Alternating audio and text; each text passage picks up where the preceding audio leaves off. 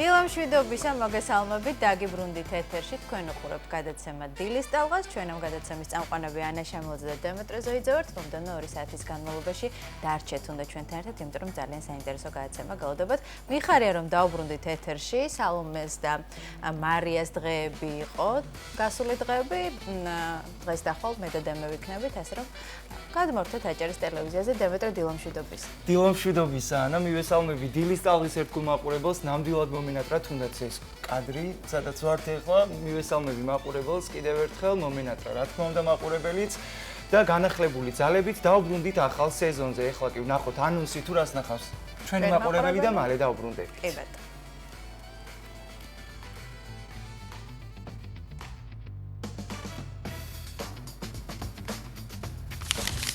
დღეს 18 სექტემბერს დილის ტალღის ეთერიდან გაიგებთ რა ხდება ფინანსურ სამყაროში. გაგაცნობთ აქციების ფასებსა და კრიპტოვალუტების გაცვლით კურსს. დღის ენერგიულად დასაწყებად სპეციალურად ჩვენი მაყურებლისთვის ფიტნეს დარბაზიდან შემოგიერთდებით. გაგიზიარებთ უგემრიელესი და უმარტივესი ყაბაყის ბურგერს მოხარშული კვერცხის გულსართით რუბრიკაში შენი კერძი. 3500 დრონით გამოსახული პაპი ფრანცისკოს პორტრეტი და ფრაგმენტები მიქელანჯელოს სიქსტის კაპელადან. ილონ მასკის ძმის კომპანიამ ვატიკანში დაუვიწყარი სანახაობა მოაწყო. დეტალებს ვებსიახლეებში გაიგებთ. გადაცემის მეორე ნაწილში დაელოდეთ დილის ტალღის მეტეოროლოგ კობა ფარტენაძეს და გაიგეთ 18 სექტემბრის ამინდის უტყუარი პროგნოზი. რუბრიკაში მეზღვაურის დღიური გიამბობთ ბათუმის ნავსადგურზე, როგორც საქართველოს საზღვაო ისტორიის ეპიცენტრზე.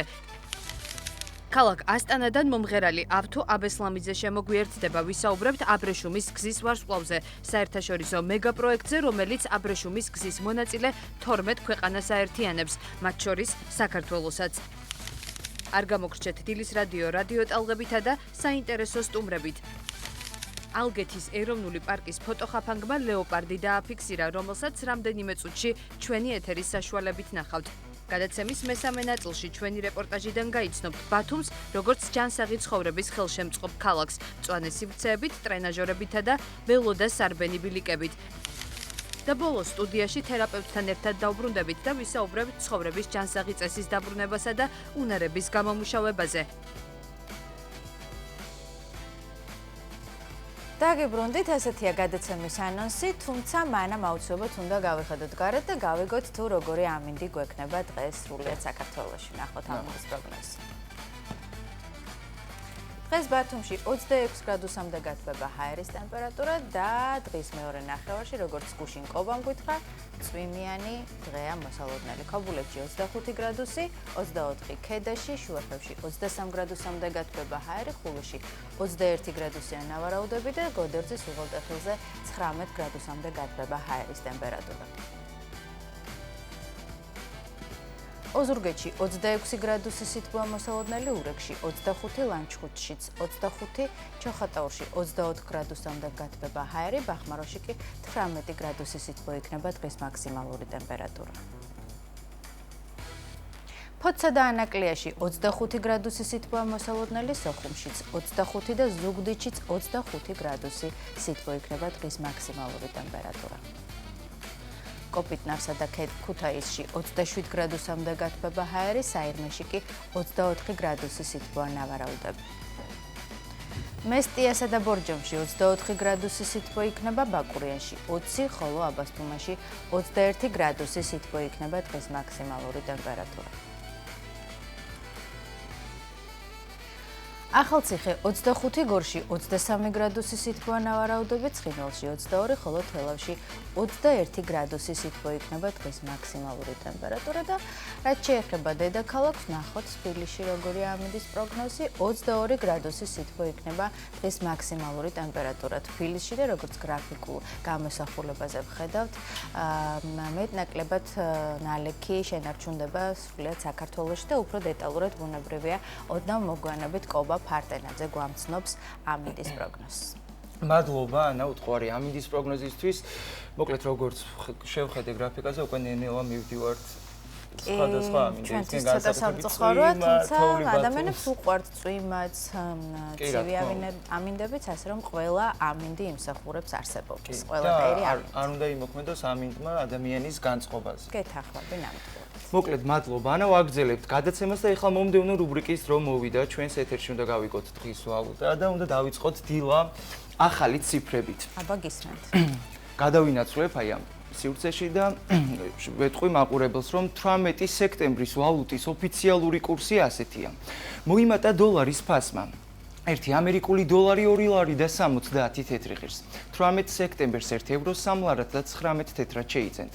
ბრიტანული გირვანქა სტერლინგი 3 ლარი და 79 თეთრი ეღირება, ხოლო თურქული ლირის ფასმა მოიმატა და 18 სექტემბერს 1 თეთრად შეიძენთ. დღევანდელი მონაცემებით მოიმატა ბიტკოინის ფასმა. 1 ბიტკოინის ღირებულება 34247 ლარს შეადგენს. 1 ეთერიუმს 12117 ლარად შეიძენთ. 1 BNB კი დღევანდელი მონაცემებით 2576 ლარი ეღირება. მოკლედ ახლა კი დროა ინვესტიციების თემას მინდა დაუთმო ინვესტორთა შორის გლობალურად პოპულარული დღესდღეობით არის Apple-ის, AMD-ის, Google-ის, Meta-ს და Amazon-ის აქციები. Apple-ის აქციების ფასმა 1.74%-ით მოიმატა და 624 ლარი ღირს. აქვე მინდა გითხრათ რომ AMD-ის ფასიც 1.5-ჯერ გაიზარდა და 426 ლარს შეადგენს. Google-ის აქციების ფასს საკმაოდ მცირე მატება აქვს. სულ რაღაც 0.6%-ით მოიმატა, რაც 662 ლარს შეადგენს. მინდა გითხრათ ასევე Meta-ს ფასიც გაიზარდა გასულ დღეებთან შედარებით 0.56%-ით და ის 2038 ლარი ღირს. Amazon-ის აქციების ფასი კი დავარდა, ესე ვთქვათ, დაიკლო და 0.73%-ით. მისი ფასი დღესდღეობით 616 ლარია. გეტყვით რომ თუ ამ აქციების შეძენას გადაწყვეტთ, ნებისმიერ თქვენგანს გაქვთ შესაძლებლობა შეხვიდეთ თქვენი ინტერნეტ ბანკის აპლიკაციაში და თვალიადევნოთ აქციების ფასის ცვლილებებს. სწორედ რომ ასეთი იყო დღევანდელი 18 სექტემბრის ვალუტის ოფიციალური კურსი. ანა შენ ხო არ გაქვს გადაწყვეტილება რაიმე მცირედი დაბანდო მაინც?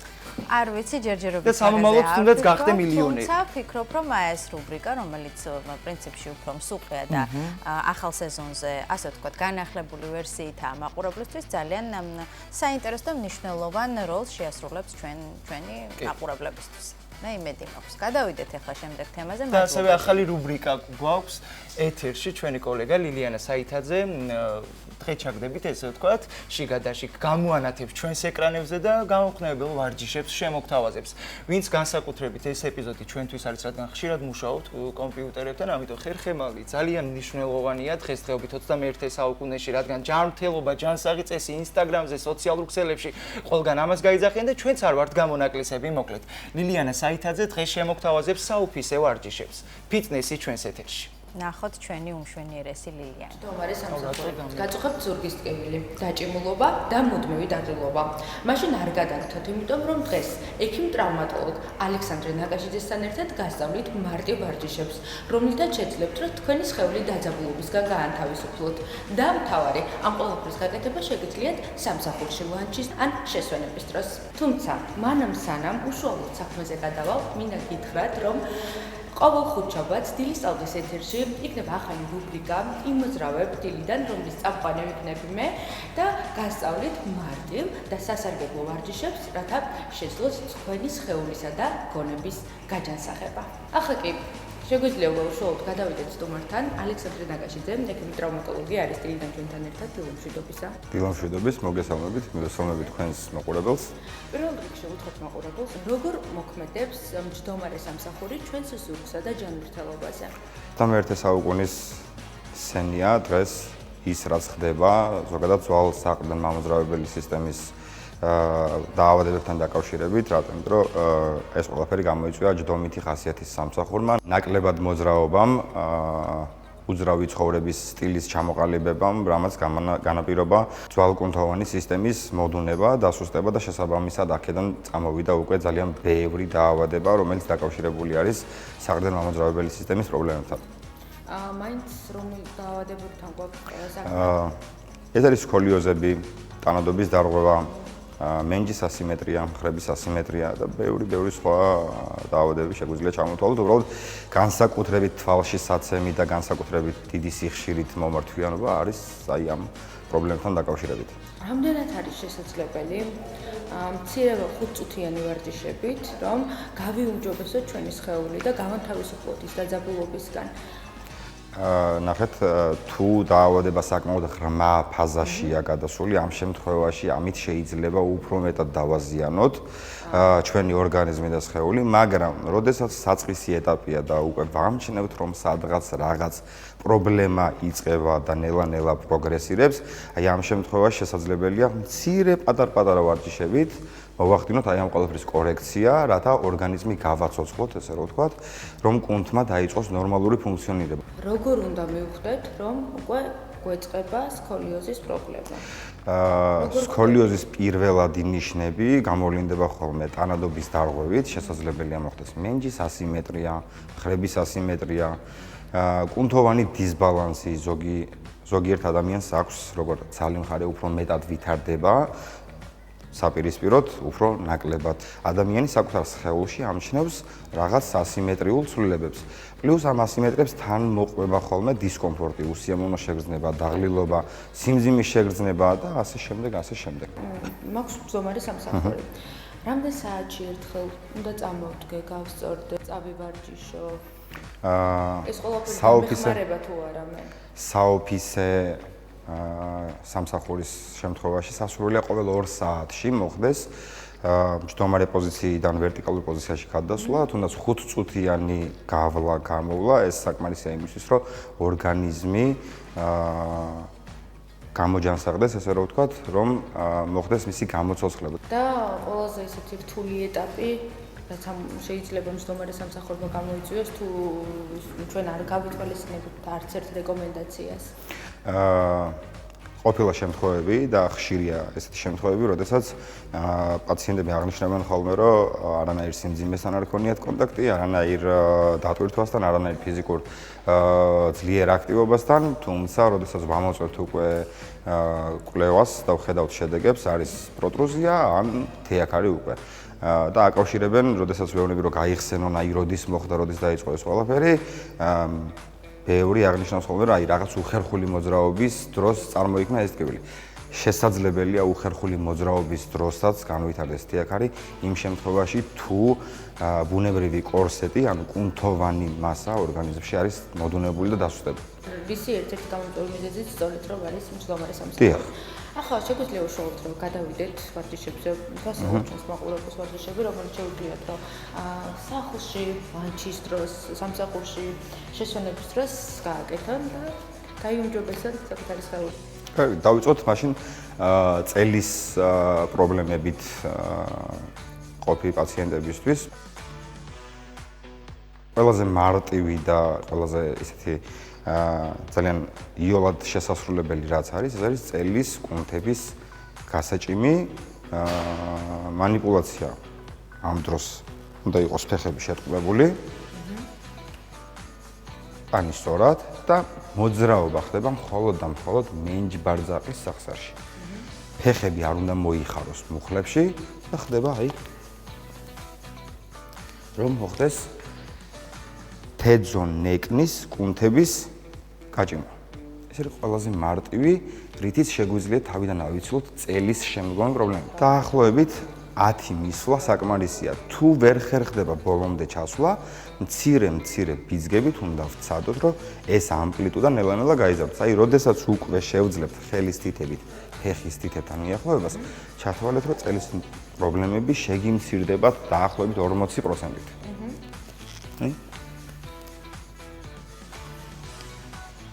ეს ძალიან მარტივი. იმ შემთხვევაში თუ თეაქარი გვაქვს, შეიძლება თუ რა ვარჯიშის. იმ შემთხვევაში თუ თეაქარი გვაქვს, უმჯობესია სპეციალისტთან კონსულტაციის შემდეგ მოხდეს გარკვეული მანიპულაციების დანიშვნა. ხშირად წელის პრობლემები განპირობებული არის ხოლმე მენჯის კუნთების არასტაბილურობის გამო და ხშირ შემთხვევაში ნებისმიერი ერთი მათგანის ფუნქციის დაკარგვა იწვევს ხოლმე საკმაოდ სერიოზულ პრობლემას, ანუ მენჯის ასიმეტრიას და მენჯის ასიმეტრია უკვე ზრდის კომპრესიას წელის მალებს შორის. ამიტომ ეს რო თავიდან ავიცილოთ, სასურველია და აუცილებელია რომ მენჯის 4-ვე კუნთი იყოს მუდმივად დადებით ტონუსში. ამ ტონუსის შესანარჩუნებლად ძალიან მარტივი ვარჯიშია. აქაც ფეხები შეტყობებული გვაქვს, წელი სწორად და აქ უკვე მოძრაობა ხდება ორ სახსარში, მუხლის და მენჯბარძაყის სახსარში. ოღონდ ხუსლი არ უნდა მოშორდეს იატაკს არავითარ შემთხვევაში და წელში არ უნდა მოიხაროს ადამიანი არც წინ, არც უკან. და ხდება რა? ჩასვლა ვერტიკალურად, სადამდეც გაგგვიშვებს. გაგეთეთ? всё, ეს საკმარისია. ნელა-ნელა თქვენი დაშვების ამპლიტუდა გაიზრდება. ესეც ათიმისვა? დიახ, ამ დროს შეგიძლიათ გააკეთოთ და იმოქმედოთ როგორ თუ დაჭიმულობას ვერ გძნობთ აქ, აი დაახლოებით აი ამ სეგმენტში ჩათვალეთ, რომ ეს манипуляცია არასწორია. ანუ თუ დაჭიმულობა უნდა იგრძნოთ დაახლოებით აი ამ სეგმენტში. საოფისე სამსახურთან დაკავშირებით წელის პრობლემების გარდა ასევე ძალიან ხშირია კისრის პრობლემებით მომართვიანობა, რაც განაპირობებს იმას, რომ კისერი არის ყველაზე მოძრავი სეგმენტი და შესაბამისად საოფისე სამსახურის დროს კიდურები წინწარზიდული, თავი დახრილი, ეს იწვევს უკვე კისრის გამშლელი კუნთების ტონუსების დაქვეითებას და შესაბამისად ხდება კისრის მომხრელი კუნთების ტონუსების ზრდა, რაც იწვევს უკვე თავისთავად კიფოზური მდგომარეობის განვითარებას. იმისათვის, რომ ეს პრობლემები ავირიდოთ თავიდან, ძალიან მარტივი პროცედურაა, რომლის შესრულებაც ნებისმიერ შეუძლია დროის ნებისმიერ მონაკვეთში. ეს არ წარმოადგენს არანაირ სირთულეს, უბრალოდ არის მხოლოდ მცირეოდენი დაკვირვება საჭირო იმისათვის, რომ სწორად მოხდეს აქაც манипуляციის ჩატარება. პირდება სკამი. ეს შეგვიძლია დომით პოზიციაში გავაკეთოთ ძალიან მარტივად. ის წელი უნდა იყოს ვერტიკალურ მდგომარეობაში, არ უნდა ვიყოთ მოხრილ მდგომარეობაში, არც გადახრილ მდგომარეობაში. გადავაჯვარედინებთ ხელს, მოვათავსებთ კეფის ზედა ნაწილში და აქ უკვე ვაკეთებთ სუნთქვასთან ერთად. ნახეთ, ღრმად ჩასუნთქვის დროს გულმკერდი აუცილებლად უნდა გაიშალოს და ამოსუნთქვის დროს ნიკაპი უნდა იყურებოდეს ქვემოთ და ჩვენს ხელებს უნდა ვაწვებოდეთ თავით უკან. კეფის ზედა ნაწილში მოვათავსებთ ჩვენს კიდურებს, ჩასუნთქვასთან ერთად გავშლით გულმკერდს და ამოსუნთქვასთან ერთად ვიწყებთ თავის უკან მოძრაობას. ისე რომ ჩვენი ხელები გვიქმნიდეს წინაღობას კეფაზე. აი ამ დროს დაჭიმულობა უნდა იგრძნობოდეს დაახლოებით გულმკერდის შუა ნაწილში. აი აქ. აი ამ შემთხვევაში манипуляცია სრულდება სწორად. ეს ერთი. მეორე პროცედურა, რომელიც აუცილებელია და ყველა ადამიანს ვურჩევ ამის შესრულებას. აქვს პრობლემა თუ არა აქვს პრობლემა, ეს არის ძალიან მარტივი манипуляცია. კერდის მცირე კუნთის გაწელვითი პროცედურა. აი. ოღონდ ამ შემთხვევაში მხარი და ბეჭი უნდა გადადიოდეს უკან მაქსიმალურად. აი ეს. დაჭიმულობა უნდა იგრძნობოდეს აი აქ. ეს არის ყველაზე მარტივი манипуляცია, რაც საოფისე პირობებში შესაძლებელია რომ შესრულდეს და გაკეთდეს. 2 საათში ერთხელ. დიახ. დიახ. ასევე კისრის კუნთების ტონუსების აღსადგენად კარგია ნახევარკალისებური მოძრაობები. ოღონდ ამ შემთხვევაში მხოლოდ თავს ვამოძრავებთ. ნიკაპი მოდის გულმკერდთან და ვიწყებთ ნახევარკალისებურ მოძრაობას. ამ შემთხვევაში დაჭიმულობას ვგრძნობთ საპირისპირო მხარეს. შემოტრიალება მეორე მხარეს. ეს არის მარტივი მოძრაობები, რაც დაგვეხმარება შემდგომი პრობლემის თავიდან ასაცილებლად. ძალას არ ვატანთ. უნდა ვიგრძნოთ მცირეოდენი დაჭიმულობა.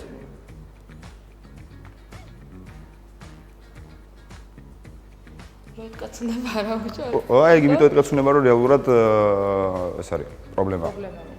როდის ვიგრძნობ ჩეტექს? დაახლოებით 1 კვირა 10 დღის შემდეგ უკვე რეალურად ვიგრძნოთ რამდენად სხვანაირად იწყებს ჩვენი სხეული მოძრაობას. ვსტი. მართლა. ძალიან დიდი მადლობა. არაფერს. კარგად ბრძანდებოდეთ, წარმატებებს გისურვებთ. ლილიანა მდგომარეობაშიც გავიბეოროთ ეს ყველაფერი. მადლობა ლილიანას, საინტერესო იყო ნამდვილად, გავითვალისწინებთ ამ რჩევებს და გამოვიყენებთ სამუშაო პროცესში.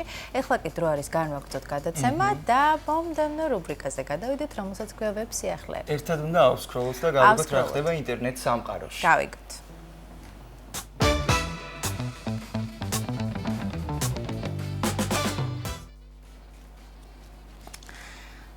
და დავიწყოთ დრონებმა ვატიკანში რომის პაპ ფრანცისკეს პორტრეტი და მიქელანჯელოს მიერ შექმნილი სიქსტეს კაპელიდან ფრაგმენტების შექმნას. ეს საოცარი სანახაობა კი ვატიკანში გამართულ პირველ პოპ კონცერტს სახელწოდებით მადლი მსოფლიოსთვის მიეცნო. ღონისძიებაზე გამოვიდნენ ანდრეა ბოჩელი, ფარენ ვილიამსი, ჰიპ-ჰოპ დუეტი კლიპსე, გოსპელ გუნდი ცეცხლის ხმები და რომის ეპარქიის გუნდი მარკო ფრიზინის დირიჟორობით. კონცერტზე ასევე წარმოდგენილი იყო სინათლის შოუც.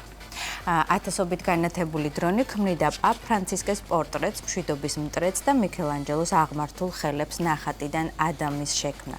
გულწრფელად რომ ვთქვათ, ასეთი ღონისძიებები იმედს გვაძლევს, რომ დრონებს შეუძლიათ და უნდა ემსახურონ ძირითადად მშვიდობიან მიზნებს, წერდნენ ინტერნეტ მომხმარებლები.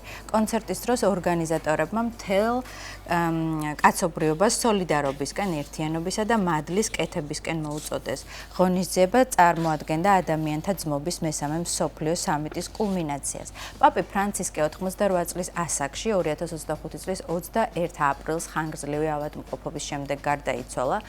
კონკლავზე კარდინალების მიერ ჩატარებული ხმის მიცემის შემდეგ მაისში პაპი ლეო მე-14 გახდა ის პირველი ამერიკელია, რომელიც წმინდა საყდარს ხელმძღვანელობს. პრევოსმა მორწმუნეებს სიტყვებით მიმართა მშვიდობა თქვენ ყველას და მოუწოდა მათ დიალოგის ხიდების აშენებისკენ.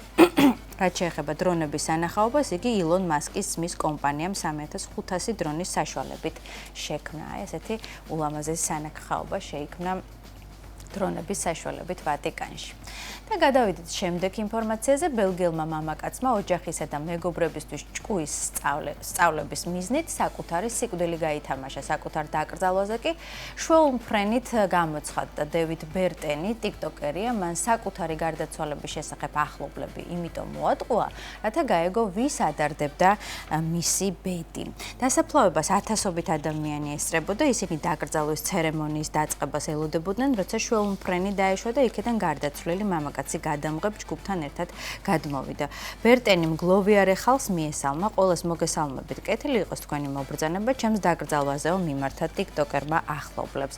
დასაფლავებაზე მისული ადამიანების ნაწილი ცდილობდნენ მკვდრეთით აღმდგარ მამაკაცს ჩახუტებოდნენ, ნაწილი კი ადგილზე გაშეშდა. ვერ ხვდებოდნენ ნამდვილი იყო თუ არა. რამდენიმე მეგობარი გაუბრაზდა კიდეც, რასაც ბერტენის პასუხი იყო თავს დაუფასებლად ვგრძნობდი. ამიტომ ახლობლებისთვის ჭკუის სწავლება გადავწყვიტეო. აი ესეთი უცნაური რამ მოიფიქრა ტიკტოკერმა. და ბოლო ინტერნეტ სიახლე, სამწუხარო ინტერნეტ ინფორმაციით უნდა განვაგრძო ოსკაროსანი ამერიკელი მსახიობი, რეჟისორი, პროდიუსერი და ბიზნესმენი რობერტ რედფორდი 89 წლის ასაკში გარდაიცვალა. როგორც ცნობილი გახდა, რედფორდი 16 სექტემბრის დილას იუტაში საკუთარ სახლში ძილში გარდაიცვალა. რედფორდი შესრულებული როლისთვის ოსკარზე იყო ნომინირებული ფილმში ნაკბენი, რომლის პრემიერაც 1973 წელს შედგა, მაგრამ მხოლოდ რეჟისორის რანგში გაიმარჯვა და აიღო ოსკარი თავისი სადებიუტო ფილმისთვის ჩვეულებრივი ადამიანები, რომლის პრემიერაც 1991 წელს შედგა. რობერტ რედფორდს მრავალი ჯილდო აქვს მიღებული, მათ შორის ოსკარი, ბაფტა და 2 ოქროს გლობუსი, კინომსახიობთა გილდიის ჯილდო 1996 წელს, ოსკარის საპატიო ჯილდო 2002 წელს, კენედის ცენტრის საპატიო ჯილდო 2005 წელს, თავისუფლების საპრეზიდენტო მედალი 2016 წელს და საპატიო სეზარი 2019 წელს. ჟურნალმა Time-მა კი იგი 2011 წელს მსოფლიოს 100 ყველაზე გავლენიან ადამიანს შორის დაასახელა. მისმა კომპანიამ Wildwood Enterprise-მა 1978 წელს Sundance-ის კინოფესტივალი დააარსა. რობერტ რედფორდი ცნობილია ფილმებით ბუჩ კესიდი და Sundance Kid, დიდი გეტსბი, ჩვეულებრივი ადამიანები, კორდონის 3 დღე და სხვა.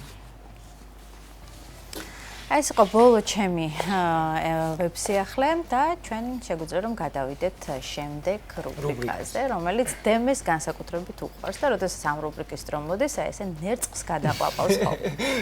კი, ნამდვილად ასია, დაგეთანხმები.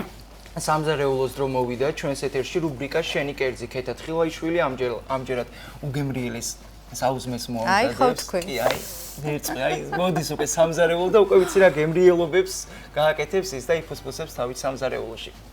ამ ეპიზოდში ის ყაბაყის ბურგერი მოხარშული კვერცხის გულსართით. საინტერესოა, აბა ნახოთ.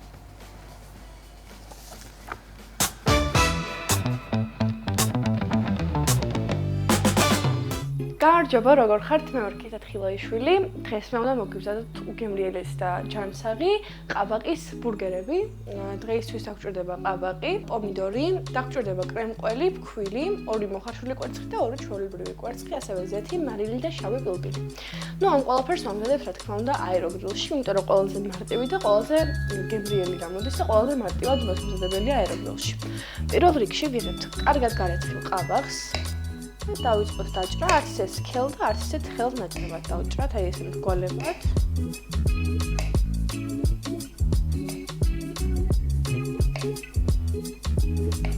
აი ეს საკმარისია. ეს დავაწყოთ. მოვაყაროთ მარილი.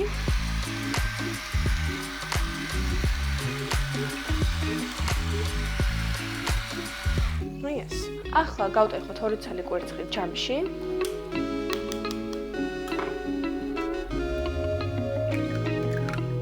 ეს კვერცხი კარგად ავთქვიფოთ.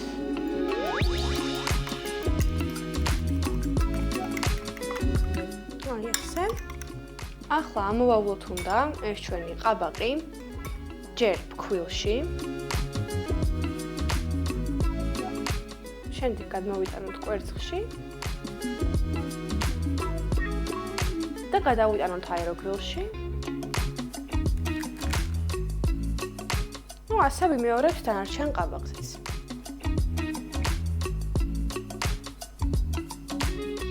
ესეც ასე. ახლა ამას მოვათავსებთ აეროგრილში 180 გრადუსზე ბოსტნეულის სხობის რეჟიმზე დაახლოებით 15 წუთის განმავლობაში.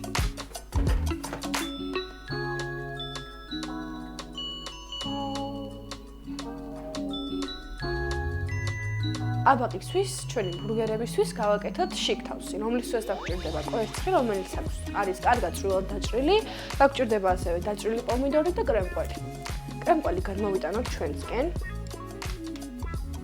შიგნით დავუმატოთ კვერცხი. დავუმატოთ ცოტა პომიდორი. ესე. და ამას ახლა კარგად ავურიოთ. რა თქმა უნდა, არ დაგაუძღეს მარილი და შავი პილპილი.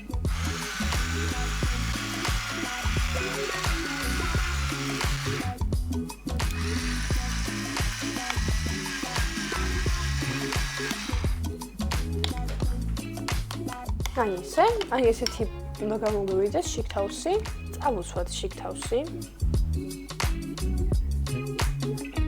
და ზემოდან მოვათავსოთ მეორე. ასეთი ბურგერი გამოგვივიდა. ასე გავაგზავნებთ დანარჩენებსაც.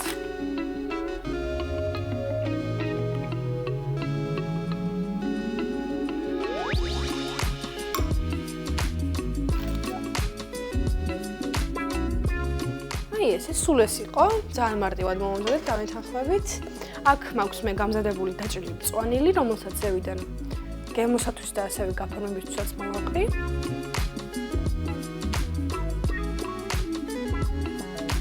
ესეც ასე, ჩვენი ყაბაყის ბურგერები არის მზად, დავეთანხმებით, რომ ძალიან ლამაზად გამოიყურება და ძალიან მაზის აღმძვრელად. გემრიელად მიირთვით, აუცილებლად სცადეთ. იმათთვის არის გადასარევი საჭმელი, ვინც ცდილობს ჯანსაღად იყვებას. თან არის დიეტური, ამიტომ აუცილებლად მომდევნო სახლებში, მე კი მომდევნო რუბრიკაზე დაგემშვიდობებით, კეთილი სურვილებით ნახვამდის.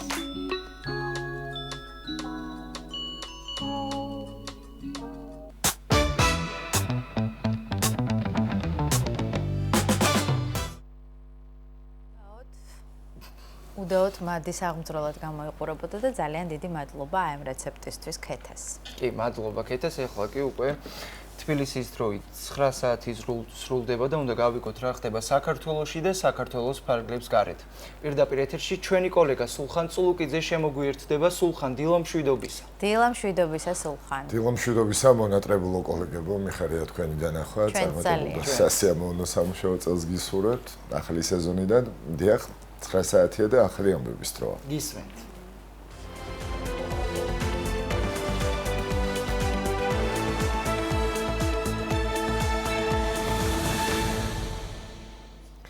თბილისის საქალაქო სასამართლომ 625 მილიონი დოლარისა და 35 მილიონი ევროს გათეთრების ბრალდებით დაკავებულ კახა კოტორაშვილს აღკვეთის ღონისძიების სახით პატიმრობა შეუფარდა.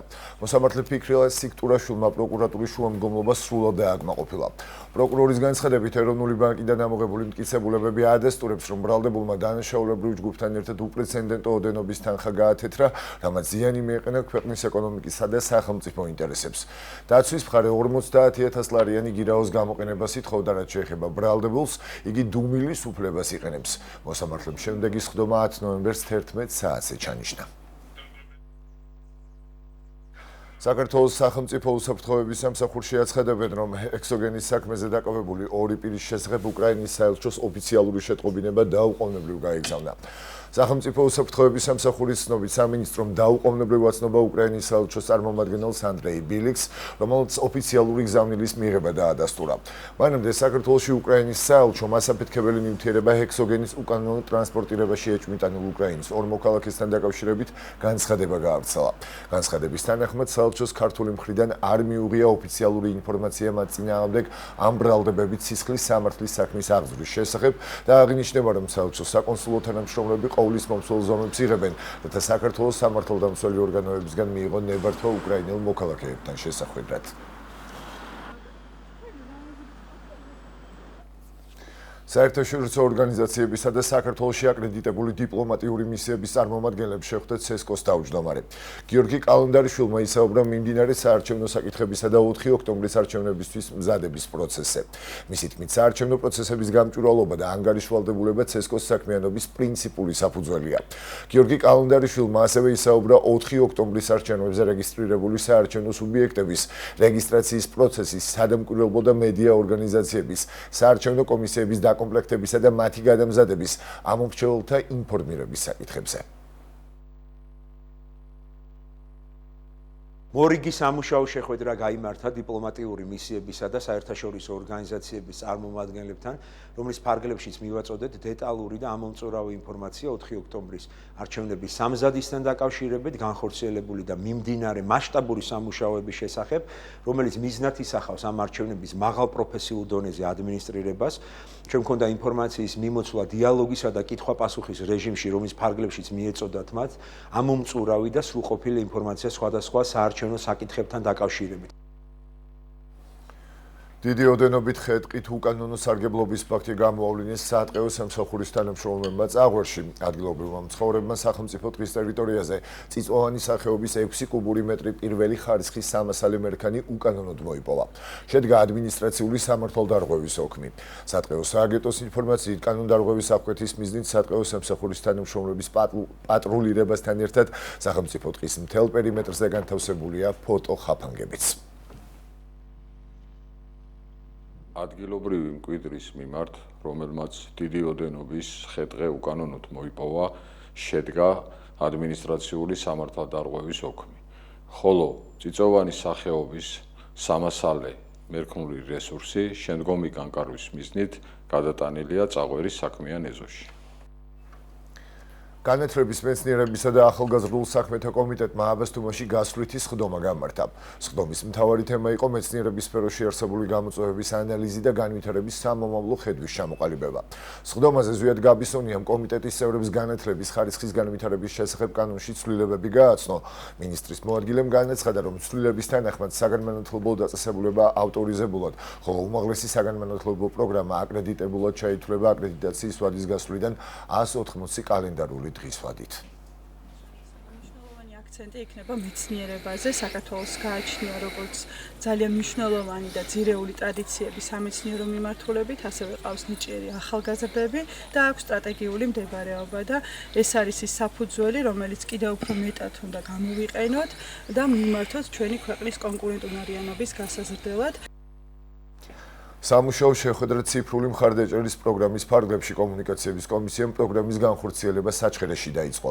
შეხვედრის ფარგლებში პროგრამის დეტალები განიხილეს, ასევე ისაუბრეს თუ როგორ შეცვლის ციფრული უნარების განვითარება მოქალაქეების ყოველდღიურობას.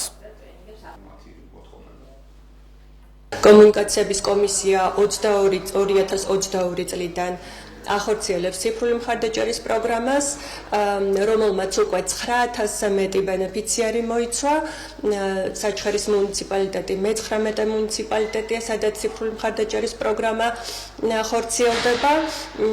პროგრამა თავის თავში გულისხმობს ციფრული წიგნიერების და ინტერნეტის უსაფრთხო გამოყენების ტრენინგების განხორციელებას. თანამედროვე ეპოქაში, ასე ვთქვათ, ინტერნეტი ძალიან მნიშვნელოვანია და ჩვენი მოსახლეობა არის ინფორმირებული, რომ თითქმის 20 ყოფილში მოხდა ბოჭკოვანი კაბელის გაყვანა და ამის შემდეგ, ესე ვთქვათ, საჩხერის მუნიციპალიტეტის სოფლები მოცული იქნება ინტერნეტით, მაღალი სიჩქარის ინტერნეტით და ვფიქრობ, ამ მიმართულებით სემინარების გამართვა ძალიან მნიშვნელოვანი იქნება ჩვენი მოსახლეობისათვის.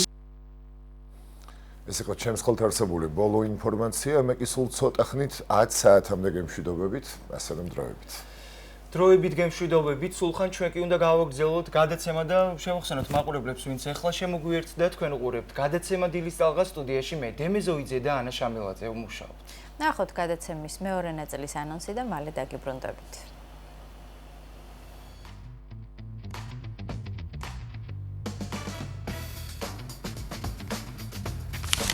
დაელოდეთ დილის ტალღის მეტეოროლოგ კობა ფარტენაძეს და გაიგეთ 18 სექტემბრის ამინდის უტყუარი პროგნოზი. რუბრიკაში მეზღვაურის დღიური გიამბობთ ბათუმის ნავსადგურზე, როგორც საქართველოს საზღვაო ისტორიის ეპიცენტრზე. ქალაქ ასტანადან მომღერალი ავთო აბესლამიძე შემოგვიერთდება, ვისაუბრებთ აბრეშუმის გზის ვარსკვლავზე, საერთაშორისო მეგაპროექტზე, რომელიც აბრეშუმის გზის მონაწილე 12 ქვეყანას აერთიანებს, მათ შორის საქართველოსაც. არ გამოგრჩეთ დილის რადიო ტალღებითა და საინტერესო სტუმრებით. ალგეთის ეროვნული პარკის ფოტოხაფანგმა ლეოპარდი დააფიქსირა, რომელსაც რამდენიმე წუთში ჩვენი ეთერის საშუალებით ნახავთ. გადაცემის მესამე ნაწილში ჩვენი რეპორტაჟიდან გაიცნობთ ბათუმს, როგორც ჯანსაღი ცხოვრების ხელშემწყობ ქალაქს, მწვანე სივრცეებით, ტრენაჟორებითა და ველო და სარბენი ბილიკებით. და ბოლოს სტუდიაში თერაპევტთან ერთად დავბრუნდებით და ვისაუბრებთ ცხოვრების ჯანსაღი წესის დაბრუნებასა და უნარების გამომუშავებაზე.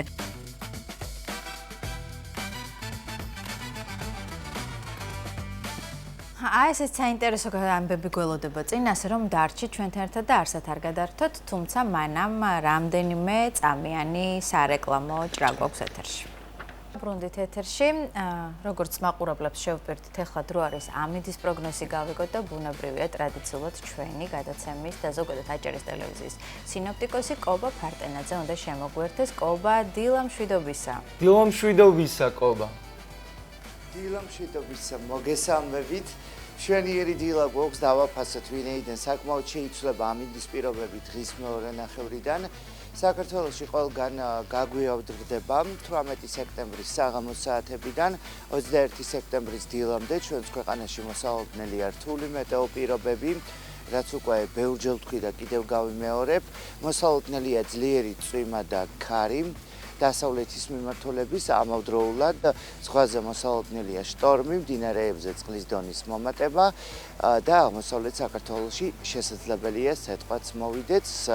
აღნიშნული სიტუაციის შექმნის დროს მთიან ზონაში გადაადგილებისას, ვინაიდან ხილვადობა შეიზღუდება, ავტომობილს გულისხმობ, არ გაიმგზავროთ, სჯობს, ვინაიდან სიფრთხილეს თავი არ სტკივაო, გაითვალისწინეთ მომდევნო დღეების ასეთი ცუდი ამინდის პირობები და იყავით მზად, თუმცა ეს არის პრევენცია, არ გაშინებთ შემოდგომას ახასიათებს მსგავსი სიტუაციის შექმნა, მაგრამ ჩვენ უნდა გავითვალისწინოთ ეს ყველაფერი. დღეს დილიდან მზიანი ამინდი გვაქვს არა მარტო ბათუმში, ზოგადად მთელს ქვეყანაში. ტემპერატურა მოასწრებს აწევას დასავლეთში 27 გრადუსამდე, აღმოსავლეთში კი 24 გრადუსამდე და ხვალიდან უკვე დაიწყებს კლებას. როგორც ხედავთ, ადამიანები მოტივირებული არიან, დილიდან მზის სხივები ყველაზე დადებით განწყობას ახდენს და გისურვებთ ასეთივე სასიამოვნო დღე გქონდეთ. კონკრეტულად კი ბათუმში დღეს 26 გრადუსი იქნება, ქობულეთში მოსალოდნელია 25 გრადუსი სითბო, ქედაში 24, შუახევში 23 და ხულოში 21 გრადუსი, გოდერძის უღელტეხილზე კი დღეს იქნება +19 გრადუსი. აქვე ცალ-ცალკე აღარ ჩამოვთვლი და გეტყვით, რომ მხოლოდ ტემპერატურებს ვამბობ, რადგან დღის მეორე ნახევარში ყველგან გაწვიმდება. ოზურგეთში 26 გრადუსი იქნება, ურეკში 25, ლანჩხუთში 25 გრადუსი, ჩოხატაურში 24, ბახმაროში 18, ფოთი, ანაკლია, სოხუმის ზუგდიდი დღეს მოსალოდნელია 25 გრადუსი სითბო და ასე რომ აქაც გაწვიმდება. კოპიტნარსა და ქუთაისში 27 გრადუსი იქნება, საირმეში 24, მესტიაში 24, ბორჯომში 24 გრადუსია, ბაკურიანში 20, აბასთუმანში კი 21 გრადუსი სითბო იქნება და საღამოს წვიმა. აბასთუმანში 21, ახალციხეში 25, გორში 23, ცხინვალში, დედაქალაქში 22 გრადუსი და თელავში იქნება 21 გრადუსი და ასევე დღის მეორე ნახევარში გაწვიმდება. მოასწარით დღეს გარე აქტივობებთან ასოცირებული საქმეები, ვინაიდან როგორც უკვე მრავალჯერ აღვნიშნე, დღის მეორე ნახევარში გაწვიმდება და ამავდროულად მომდევნო 3 დღის განმავლობაში იწვიმებს ჩვენს ქვეყანაში ზოგან ძლიერად, ძლიერი ქარით და ელჭექით, ასე რომ შემოდგომისთვის დამახასიათებელი მორიგი გაავდრება გველოდება, ციკლონთან არსებული გრილი და ნოტიო ჰაერის მასები მთელი ქვეყნის ტერიტორიას მოიცავს მომდევნო დღეებში, აუცილებლად დაგვჭირდება საწვიმარი, ქოლგა და შედარებით უფრო თბილი მოსაცმელები. ასეთია დღევანდელი და უახლოესი დღეების პროგნოზი, სასიამოვნო დღეს გისურვებთ და კარგ ტალღაზე რო დავასრულოთ, ასე რომ ვთქვათ, საქართველოში 22 სექტემბრიდან გამოიდარებს და 23-24 საკმაოდ ცხელი და მზიანი ამინდი იქნება. ანუ ჯერ კიდევ 27 გრადუსზე მრავალჯერ აიწევს ტემპერატურა, ასე რომ გულს ნუ დაიწყოთ მომდევნო დღეების გრილი ამინდით. მადლობა კობა.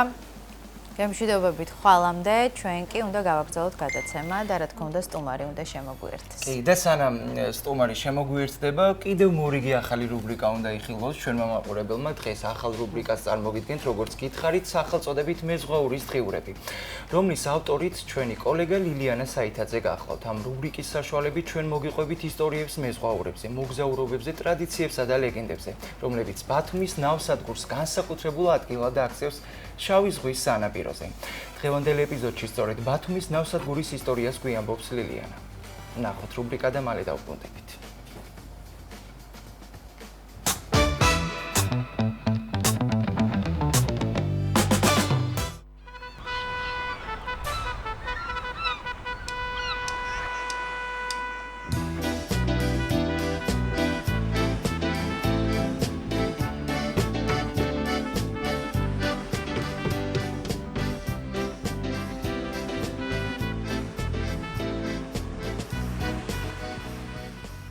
ეს არის ბათუმის საზღვაო ნავსადგურის ნომერ 1 ნავმისადგომი, უკან არის ნომერ 11 და აქ თავდება ბათუმის ნავსადგურის ნავმისადგომები, იწყება უნავმისადგომო და პირველი ნავმისადგომი და ასე მოყვება შიგნით აკვატორიაში. ეს ორი არის სამგზავრო გემებისთვის დანიშნულების, მაგრამ სამგზავრო გემები დღესდღეობით მაინც ნაკლებად ყავს, არ ყავს, ამიტომ დაკავებულია ჩვენი სანავსადგურო ფლოტის გემებისათვის. აქ დგას ჩვენი პატარა გემები, მომსახურე გემები, რომლებიც არიან ბუქსირები და სხვადასხვა ისარეიდო კატარგან, ზურავი ამწეს, თუ ცუდი ამინდია, ეგ ამ შემთხვევაში აქ ვერ ჩერდებით, ღია სივრცეა, ამიტომ გემები შიგნით აკვატორიაში შედიან, იქ ნავმისადგომებთან განლაგდებიან. იქ სადაც სხვა მიწას ელაპარაკებს. იწება და ტალღების ხმაქ არის შრიალს ენაცვლება. იწყება ნავსადგური, ადგილი, სადაც დრო, შრომა და შორეული გემების სუნთქვა ერთ სივრცეში იყრის თავს. ნავსადგური ეს არ არის უბრალოდ გემების გაჩერების წერტილი, ეს არის ქალაქის პულსი. თითოეული მეტრი, თითოეული ნავმისადგომი 10 წლეულებითაა გაშღენთილი. აქ ჩაიწერა ორთქმავლის გულისცემა, მეზღვაურის ნაბიჯები, ღუზის ჩაშვების ხმა და ერის ცვლილება. რაც დღეს მიწაგვგონია, ოდესღაც ზღვას ეკუთვნოდა და მხოლოდ ადამიანთა მტკიცენებით იქცა ეს წყალი საყრდენად. ხელოვნურად შექმნილია და გაკეთებული ეს ნავმისადგომის ეს ტერიტორია. წყალზე ვდგავართ ფაქტიურად ეს თუ ძველ სურათებში დააკვირდებით და გინახავთ, ნავმისადგომი უფრო ახლოს იყო. აი ეს შენობები ძველი შენობებია, ბევრი მათგანი და პირდაპირ მათ წინაა ზღვა. მოაჯირი იყო მთელ აი ამ ნავმისადგომზე, მთელ სიგრძეზე. დღესდღეობით რა თქმა უნდა შეცვალეს, მოაჯირები აღარ არის. პირდაპირ ნავმისადგომია. გემები დგება, დიდი ხანი არა რაც გასული, რაც სამგზავრო გემები დგებოდნენ, მაგრამ აი პანდემიის შემდეგ უკვე აღარ ყოფილა. ნავსადგური იცნობს ორთქმავლის სიგნალს, რომელიც ბაქოდან გამოგზავნილ ნავთობით სავსე ვაგონებს მოჰქონდათ. იცნობს მიურექსის ჩასუნთქვას, იმ პირველი ბრიტანული ტანკერისას, რომელმაც აქედან აიღო გეზი სინგაპურისკენ სუეცის არხით. პირველი გემები აქ იყო ძირითადად აფრიანი გემები, რომლებიც აი აქ რაღაცა დისტანციით დგებოდნენ. გემზე კასრებში იტვირთებოდა ეს ნავთობი და ისე გადაქონდათ გემებზე. დღეს უკვე მექანიზირებულია ყველაფერი, რა თქმა უნდა. თო ნავმისადგომებზე დგას ამწეები, პორტალური ამწეები, რომლებიც ემსახურებიან შემოსულ გემებს ტვირთის გადატვირთვა გადმოტვირთვაში. შემოსულ გემებს ემსახურება ეს ჩვენი სამსადგურო ფლოტის გემებიც. მათ გარეშე გემების დაყენება არ ხდება, ეს იგულისხმება ბუქსირები. რაც შეეხება სხვა მომსახურებებიც არის, თუ რეიზზე დგას გემის სარეიდო მომსახურება, რომ მოხდეს ადამიანების გადაყვანა, გადმოყვანა, პროვიზიის მიწოდება, სარეიდო კატარღა გვყავს. არის ეგრეთ წოდებული ნაგავშემგროვებელი და ჩამდინარე და ლიალური წყლების შემკრები გემებიც, ეს აისი და ფლორა, რომლებიც ასევე ემსახურებიან ამ შემოსულ გემებს. რომლებსაც დაგროვილი აქვს რაღაც გარკვეული ნარჩენები, მათი მოხსნა რომ მოხდეს და არ მოხდეს, რა თქმა უნდა, მათი ზღვაში გადაღრა და რამე, იმიტომ რომ ეს კატეგორიულად აკრძალულია საერთოდ სხვა ოსნობაში. ჩვენი სამსადგურო გემები დღესდღეობით მოიცავს 10 თვითმავალ გემს, ერთი არათვითმავალი ბარჟა გვყავს, პატარა ნავები გვყავს კიდე, ორი ნავი, რომლებიც აკვატორიას ემსახურება სიღრმის გაზომვის მიზნით. ყველაზე ძველი აქ დღესდღეობით არის მცურავი ამწე ჩერნამორეცი გვყავს ასეთი, ჩერნამორეც 9, ის 1970 წელსაა გამოშვებული. შემდეგი არის ბუქსირი უშბა, ისიც 1973 წელს არის გამოშვებული. არის სარეიდო კატარღა სხალთა, რომელიც 1972 წელსაა გამოშვებული, ისიც დღესდღეობით ნორმალურად მუშაობს. ძირითადი გემები, რომლებიც ახლა არის, იყო ერთადერთი გემი, რომელიც 2010 წელში მივიღეთ, ეს იყო პატარა ბუქსირი კაპიტან თენგიზ ფაღავა. ბატონი თენგიზ ფაღავა ჩვენთან სამსადგურო ფლოტში მუშაობდა, მისი შრომითი მოღვაწეობის დასასრული ჩვენთან მოხდა, ისე შორეული ნაოსნობის კაპიტანი იყო, სხვადასხვა სერიოზულ თანამდებობებზე მუშაობდა საზღვაო სფეროში და აი ამ პატარა გემს, ჩვენს ბუქსირს, რომელსაც მე დარწმუნებული ვარ დიდხანს იმუშავებს, დავარქვით მისი სახელი. თუმცა, ნავსადგურის არს მხოლოდ მექანიზმები არ ქმნიან, მას ადამიანებია ცოცხლებენ. ისინი ვისი ყოველი დილაც ტალღებთან ერთად იწყება. ერთ-ერთი ასეთი მათგანი ბუქსირ უშბას კაპიტანია. კოჩა ქარცივაძე დავიწყე პორტში მუშაობა 2000 წელში. დღემდე ვარ მოქმედი თანამშრომელი. დავიწყე მატროსით და დღემდე მოვედი კაპიტნად. უშბაზე ვარ ცვლის კაპიტანი. ძირითადად რაც ბუქსირს ევალება, ის სამსახური გვაქვს ჩვენების შემოყვანა, გაყვანა, გაცილება. ზღვასთან ძალიან ახლო ურთიერთობა მაქვს, იმ შემთხვევაში ზღვასთან ვცხოვრობ თვითონ. ყოველ დღე არ არსებობს დღე, რომ ზღვას არ შევხედოს, სამსახურში არ ჩამოვიარო, გემი არ დავინახო. და ბათუმელი კაცი ახლა უმეტესი მე მგონი 80% ზღვას ირჩევს და მეც ამ 80%-ში ერთი კაცი მეცვა. შორეული მეზღვაურის და ჩვენს ერთმანეთთან შეხმატკივრებული ვართ, იმით რომ ჩვენს გარეშე ისინი არ არსებობენ და ჩვენ მათ გარეშე არ უნდა გვართ არავის და შემოსულ გემს ჩვენ თუ არ დავეხმაროთ, მისით ვერაფერს ვერ იზამთრებთ. ყველა ტურისტი გამომვლელი ქალაქის იერსახია თქო. ბათუმის შემოსასვლელში ვდგავარ რამდენიმე ზღვაური, პირველი ყველა გამომვლელი სურათი და გადაღება და გადმოსვლა უნდა ყველა.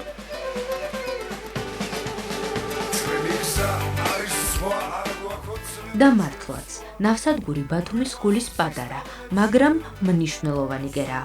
ის არა მარტო გემების თავშესაფარი, არამედ მილიონობით თვალისთვის გახსნილი პანორამაა, სადაც თითოეული ადამიანი თავის პატარა ისტორიას ტოვებს.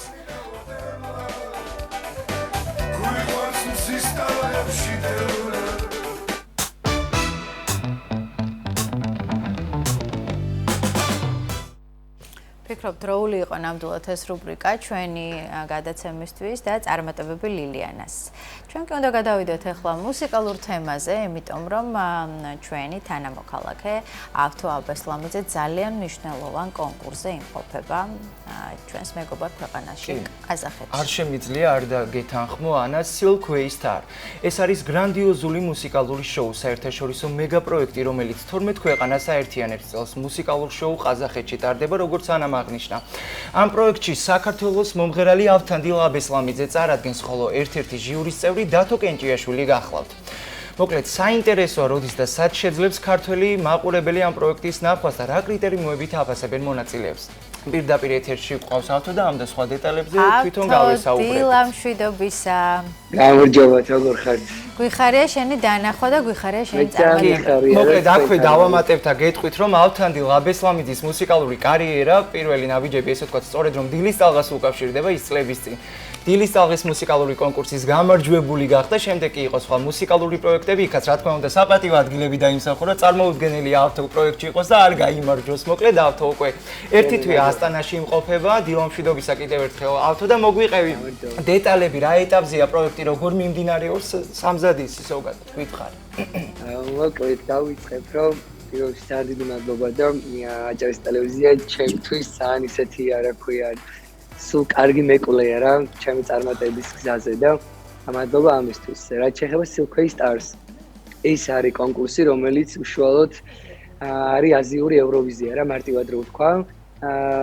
აბრეშუმის გზის ქვეყნების შემადგენელი ეს ვინც არის ამ აბრეშუმის გზაზე ის ქვეყნები მონაწილეობს. ჩინეთმა და ყაზახეთის პრეზიდენტმა გადაწყვიტა, რომ ეს კონკურსი, რომელიც ადრე მან ჩინეთში ტარდებოდა, მსგავსი პროექტი, სადაც ჯესი ჯეიც მონაწილეობდა, გადაწყვიტეს, რომ მოდი ბარემის ევქნათ, რომ ეს აბრეშუმის ქვეყნები მონაწილეობდნენ და აი მოხდა ის, რომ დაამტკიცეს 12 ქვეყანა ამ ეტაპისთვის, მათ შორის საქართველოდან მე შემოვთავაზეს, რომ უშუალოდ თუ წარვადგენდი, იმიტომ რომ მე ადრე აქ 2018 წელს Voice of Astana-ს გამარჯვებული ვარ და შესაბამისად უკვე ყავდათ კანდიდატი, ვისაც შეიძლება შეთავაზებინათ, რომ მიიღო მონაწილეობა თუ არა. პროექტსაც შეეხება ძალიან რთული ეტაპებია, ყველა ქვეყნიდან ძალიან ძლიერი მონაწილეა და თან ტურებიც განსხვავებულია, ყველა ძალიან რთული ტურია. გვიწევს მეგობარი ქვეყნების სიმღერების შესრულება, ასევე ყაზახურ მელოდიაზე ქართული ტექსტით სიმღერები უნდა შევასწროთ, ასევე უნდა ვიმღეროთ ჩვენი საკუთარი ჰიტი და პირველ ტური იყო ზუსტად აქ მინდა ხაზი გავუსვა, რომ ნატო ღოღობერიძე, უნიჭიერესი, უმაგრესი ბათუმელი მუსიკოსი და კომპოზიტორი, რომელიც ძალიან უყვარს ყველა მთელ ბათუმელს და ნატო ღოღობერიძის სიმღერა გახდა პირველ ტურში ერთ-ერთი ფავორიტი, რომელიც მე შევასრულე ვებერთელა სხვა და ამ სიმღერამ მომცა ის ერთ-ერთი ლიდერი პოზიციები პირველი ტურიდან და აი ამ სიმღერით მოხდა ის, რომ ესე ჟიურმა 12 ქვეყნის ჟიურმა, იმიტომ ქართველი ვერ მაფასებს, 12 ქვეყნის ჟიურმა მიიღო ჩემგან უკვე ის ემოციები და ის ხასიათი ვაჩვენე, რაც შემდეგ ეტაპებზე უკვე გამომადგა. ავთო, მხოლოდ შენ იღებდი მონაწილეობას ქართველი, თუ ყავდა აქ ქართველი კონკურენტებიც? არა, ნახე თითო ქვეყნიდან თითო მონაწილე წარადგენს, ანა. თითო ქვეყნიდან. კი, თითო მონაწილე, ანუ 12 ქვეყანა, 12 მონაწილე და ასევე 12 ჟიურის წევრი. ოღონდ თომე ვერ მაფასებს კენჭიაშვილი. ოღონდ სხვანაირად გულშემატკივრობს სცენაზე რო დგავარ, აი დროშას მაჩვენებს ქართულს. რო აქ ვართ, მიდი ქართველები ჩვენ უნდა ვიყოთ წინა პლანზე და მოკლედ ესეთი გამხნევებები დათოსგან მოდის და ძალიან დიდი მადლობა მასაც აქედან რა. ეს უბრალოდ მუსიკალური კონკურსი არ არის, როგორც მივხვდი, რახან აბრეშუმის გზა ახსენე, აქ რაღაცა ესეთი პოლიტიკურიც არის, რაღაცა. კი, პოლიტიკური, ეკონომიკური, კი, ზუსტად ეგაა გაცვლა, რომ აი ეს ქვეყნები ამ ქვეყნებში მოხდეს ეს კულტურული მემკვიდრეობის გაცვლა, ეს უფრო დაახლოება, იმიტომ რომ კი ბატონო, კენჭისყრით მომიწია თურქმენეთი და აი თურქმენეთის სიმღერა შევასრულე და ანუ ეს აი მაგათად თურქმენეთს უნდა შეესრულებინა ქართული სიმღერა, მაგრამ ადრე დატოვა პროექტი, შესაბამისად ქართული სიმღერა ვერ გაჟღერდა და მოხდა ის, რომ ჟიურმა მომთხოვა, რომ სირცხვილი ამ სცენაზე რომ ქართული სიმღერა არ გაჟღერდეს და აი მაშინ დავიწყეთ მე და დათო სულიკო, ესე ექსპონტად შევასრულეთ სულიკო ვინგერეთ და ორი ქვეყნის ჟიურის წევრი სხვა შორის აყვა რომლებიც იცოდა ეგ სიმღერა და ძალიან ემოციური იყო ეს იქნებოდა. კი, ნამდვილად ეს ვიდეო სოციალურ ქსელში უკვე არის, ათვისებული ყველა აზიარებს, მოკლედ კი, 100,000-ობით ნახვები აქვს და ავთო ახსენე, რომ დათო ვერ მაფასებსო და აი მინდა ჩაგეძიო და აი უფრო გავერკვიოთ პროექტის წესებში, რატო ვერ გაფასებს აი ესეც რომ აუხსნათ მაყურებელს. ფორმატი არის ობიექტურობიდან გამომდინარე ესე, რომ ანუ აქ ხომ ქულების მიხედვით ხდება, იმდენად მცოცავია ეს ქულები, იმიტომ რომ შეიძლება დღეს ვინც ლიდერობს ხვალ აუთსაიდერებში იყოს და ამიტომ ცდილობენ რომ ობიექტურობიდან გამომდინარე თავისი ქვეყნის წარმომადგენელი ჟიური ვერ აფასებდეს ამავე ქვეყნის წარმომადგენელ მონაწილეს და ამიტომ ვფიქრობ ესეც სწორია და უფრო ობიექტურად ფასდება ალბათ, მაგრამ ხდება ჟიურის წევრებში ცოტა ის გადამეტება, იმიტომ რომ ყველაზე მკაცრი ჟიური არის დათო, რომელსაც მაქსიმალურ 12 კილოჯერ არ აქვს დაწერილი. და ზოგადად დათო რო სხვაგან წერს იქედა გამომდინა ობიექტურად ასევე რო წერს ცოტა დაბალქულებს, მე ის ქვეყნებიც გვემტერებიან და დათო მეუბნება გამაგდი აქ ვართ გვემტერებიან და ჩვენ თითქოს სამაგეროს გვიხდიან მიუხედავთ იმისა, რომ არ ვიმსახურებთ და ამას მე ჩემი ქართველები, ჩემი ბათუმელები ნახავთ რა და როგორ ხდება ჩემს მიერ შესაძლებელი. ავთო, როგორ ფიქრობ, ყველაზე მნიშვნელოვანი რა იქნება? აი ხმის ტემბრი, რაღაც სახეობის ოსტატობა, სხვა რაღაც სასცენო შარმი თუ აი ყველაზე მნიშვნელოვანი დეტალი რა არის მომღერლისთვის, რომ ამ კონკურსში მოწინავე ადგილას დაიჭიროს?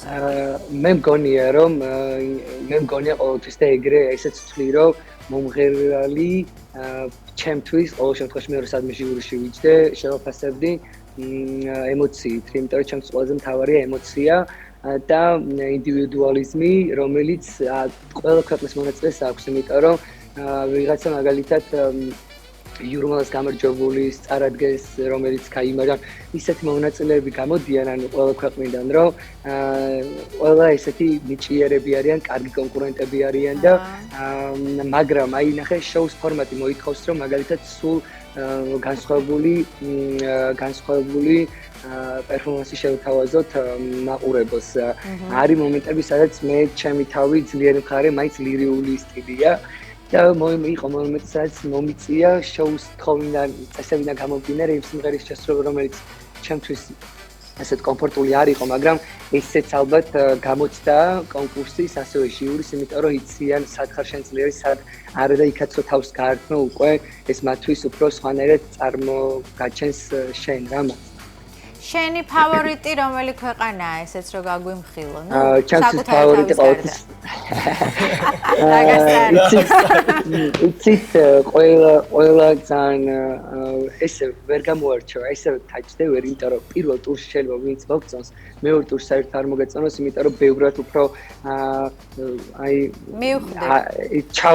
ჩაუ ვარ და თითქოს მივხვდი, მაგრამ აი კონკურსის ფორმატი და აი წესები გვავალდებულებს, რომ ესეც მოხდეს ალბათ, იმიტომ რომ აი ნახავთ რა ყველაფერს რა და როგორ მოხდა, მაგრამ აქ ხას გავუსო არ ვამბობთ კონკურსზე, ბოლოს თვითონ პროდიუსერებმა უთხრა ჟიურის წევრებს ჩამოსვლის დღიდან ეხაც მეტყობა ხმაზე რომ მკურნალობ, აკრძალული მაქვს სიმღერა, მაგრამ აი ფონიატრი მოყავთ და ყოველ ტურში ესე დახმარებით გავდივარ და რა ვიბრძვით, კარგ შედეგზე ვართ, ჯერ არ მაქვს უფლება რა გავამხილო. 20 სექტემბრიდან გადის პირდაპირ ეთერში და ნოემბერში იქნება ფინალი. შენ გააქვს გამოცდილება, გამარჯვების გამოცდილება. კი, ვახსენე უკვე რა პროექტის გამო და ყველგან მოიგო. ხო, ასე რომ რაღაცა, ესე იგი შარმიც აქვს ამ ადამიანს, იმის რომ მოხიბლოს როგორც წესი ჟიური და მე დარწმუნებული ვარ, რომ შენ აუცილებლად იმ შედეგს მიაღწევ, რაც ჩვენ ყველას ძალიან გვინდა. ჩვენ გუჯერა, შენი გაუფრთხილდი თავს და ასე საინტერესო დეტალები სად ვუყუროთ ამ ყველაფერს. ნახეთ რა ხდება. მოკლედ თვითონ პროექტი ჩართულია სახელმწიფო დონეზე, რომ მოხდეს ყველა ქვეყანასთან ხდება მოლაპარაკება. აქედან 12 ქვეყანა 7 ქვეყანასთან უკვე მოლაპარაკდნენ, რომ ჩვენება პირდაპირ ეთერშიც გავიდეს. მე როგორც ვთქვი, საქართველოსთან ელჩიც იყო ჩარეული ჩვენი ბატონი ლევანი, რომ ეს ჩვენება საქართველოს რომელიმე ტელეკომპანიამ გააშუქოს, იყო ანუ არ ჩამოუთვლი ხა ამ ტელეარხებს და არ ვიცი რა ეტაპზე, იმიტომ რომ ჩემი მაინც გათვლა უკვე პრინციპულად სხვაგან ვარ, სხვა ბრძოლაში ვარ და არ ვიცი რა და როგორ იქნება, მაგრამ როგორც მე მგონია მაინც YouTube-ზე აუცილებლად ექნება საშუალება მომხმარებლებს. კი, ალბათ, კი და თვითონ თვლიან რომ 2 მილიარდ მაყურებელზე უნდა იყოს ეს გათვლილი, იმიტომ რომ ესეთი ანონსიც გამოვიდა, რომ აი რომელი ქვეყანაც გაიმარჯვებს, სამომავლოდ იქ ჩატარდეს. ხო, აქვე ვიტყვი, რომ რადგან ჩინეთმა და ყაზახეთმა შექმნა ეს პროექტი, იდეა, თვლიან რომ ჩინეთი და ყაზახეთი მაქსიმალურად ანუ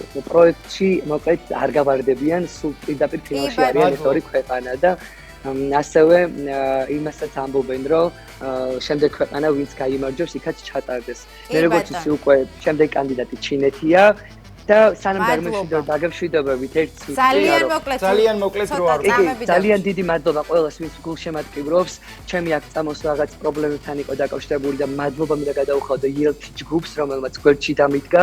ყველა ჩემს თანაქალაქელს, ქართულს, ვინც კომენტარებს ნახულობს და მწერს და აი ეგეთი ადამიანები, რომლებიც არსებობს, რომ ესე გვერდში უდგანან მომღერლებს და წარმატებულ ადამიანებს, ეს დასაფასებელია და მადლობა მათ ELT ჯგუფს, დიდი მადლობა. მადლობა თქვენ აჭარის ტელევიზია, ანა, ძალიან მიყვარხარ ჩამოვა ჩაგეხუთ. მე ძალიან მიყვარხარ. მადლობა ავთო, ჩვენ უნდა დავემშვიდობოთ ავთოს, შევახსენოთ მაყურებელს, ჩვენ საუბრობდით მუსიკალურ მეგაპროექტზე Silkway Star, ჩვენი სტუმარი იყო მომღერალი ავთანდი ლაბესლამიძე. ეხლა კი რომელიც ავსებად გაიმარჯვებს. ეხლა კი რადიოს დროა დილის ტალღის ეთერში.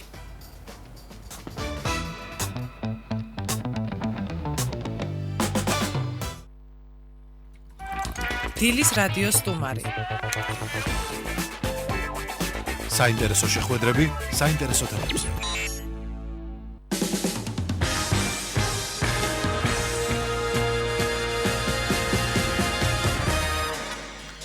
დილმშვიდობისა კიდევ ერთხელ მივესალმებით რადიო მსმენელებს. დღეს პირველად უკვე ტელემაყურებელს წარმატებები მინდა უსურვო ყველას ერთად. დღეს დილის რადიო სტუდიაში მოვიწვიეთ თურქეთში მცხოვრები ქართველი მომღერალი ეთერ გორაძე იავუზი. ქალბატონმა ეთერმა ახლახან კონკურსში Intercontinental Music Award-ში საქართველოს სახელით 2 კატეგორიაში გაიმარჯვა. სხვა ბევრი აქვს სათქმელი მსმენელისა და მაყურებლისთვის. მოგესალმებით, მადლობა რომ ხართ ჩვენთან ერთად. და საკმაოდ კონკურენტ უნარიან კონკურსში მოიპოვეთ 2 გამარჯვება ერთდროულად და მოგიყევით ამის შესახებ და ამ ემოციებს. გაგვიზიარეთ ეს ემოციები. დიდი მადლობა მოწვევისთვის. წელს პირველად მივიღე მონაწილეობა ლოს-ანჯელესში Intercontinental-ის კონკურსში.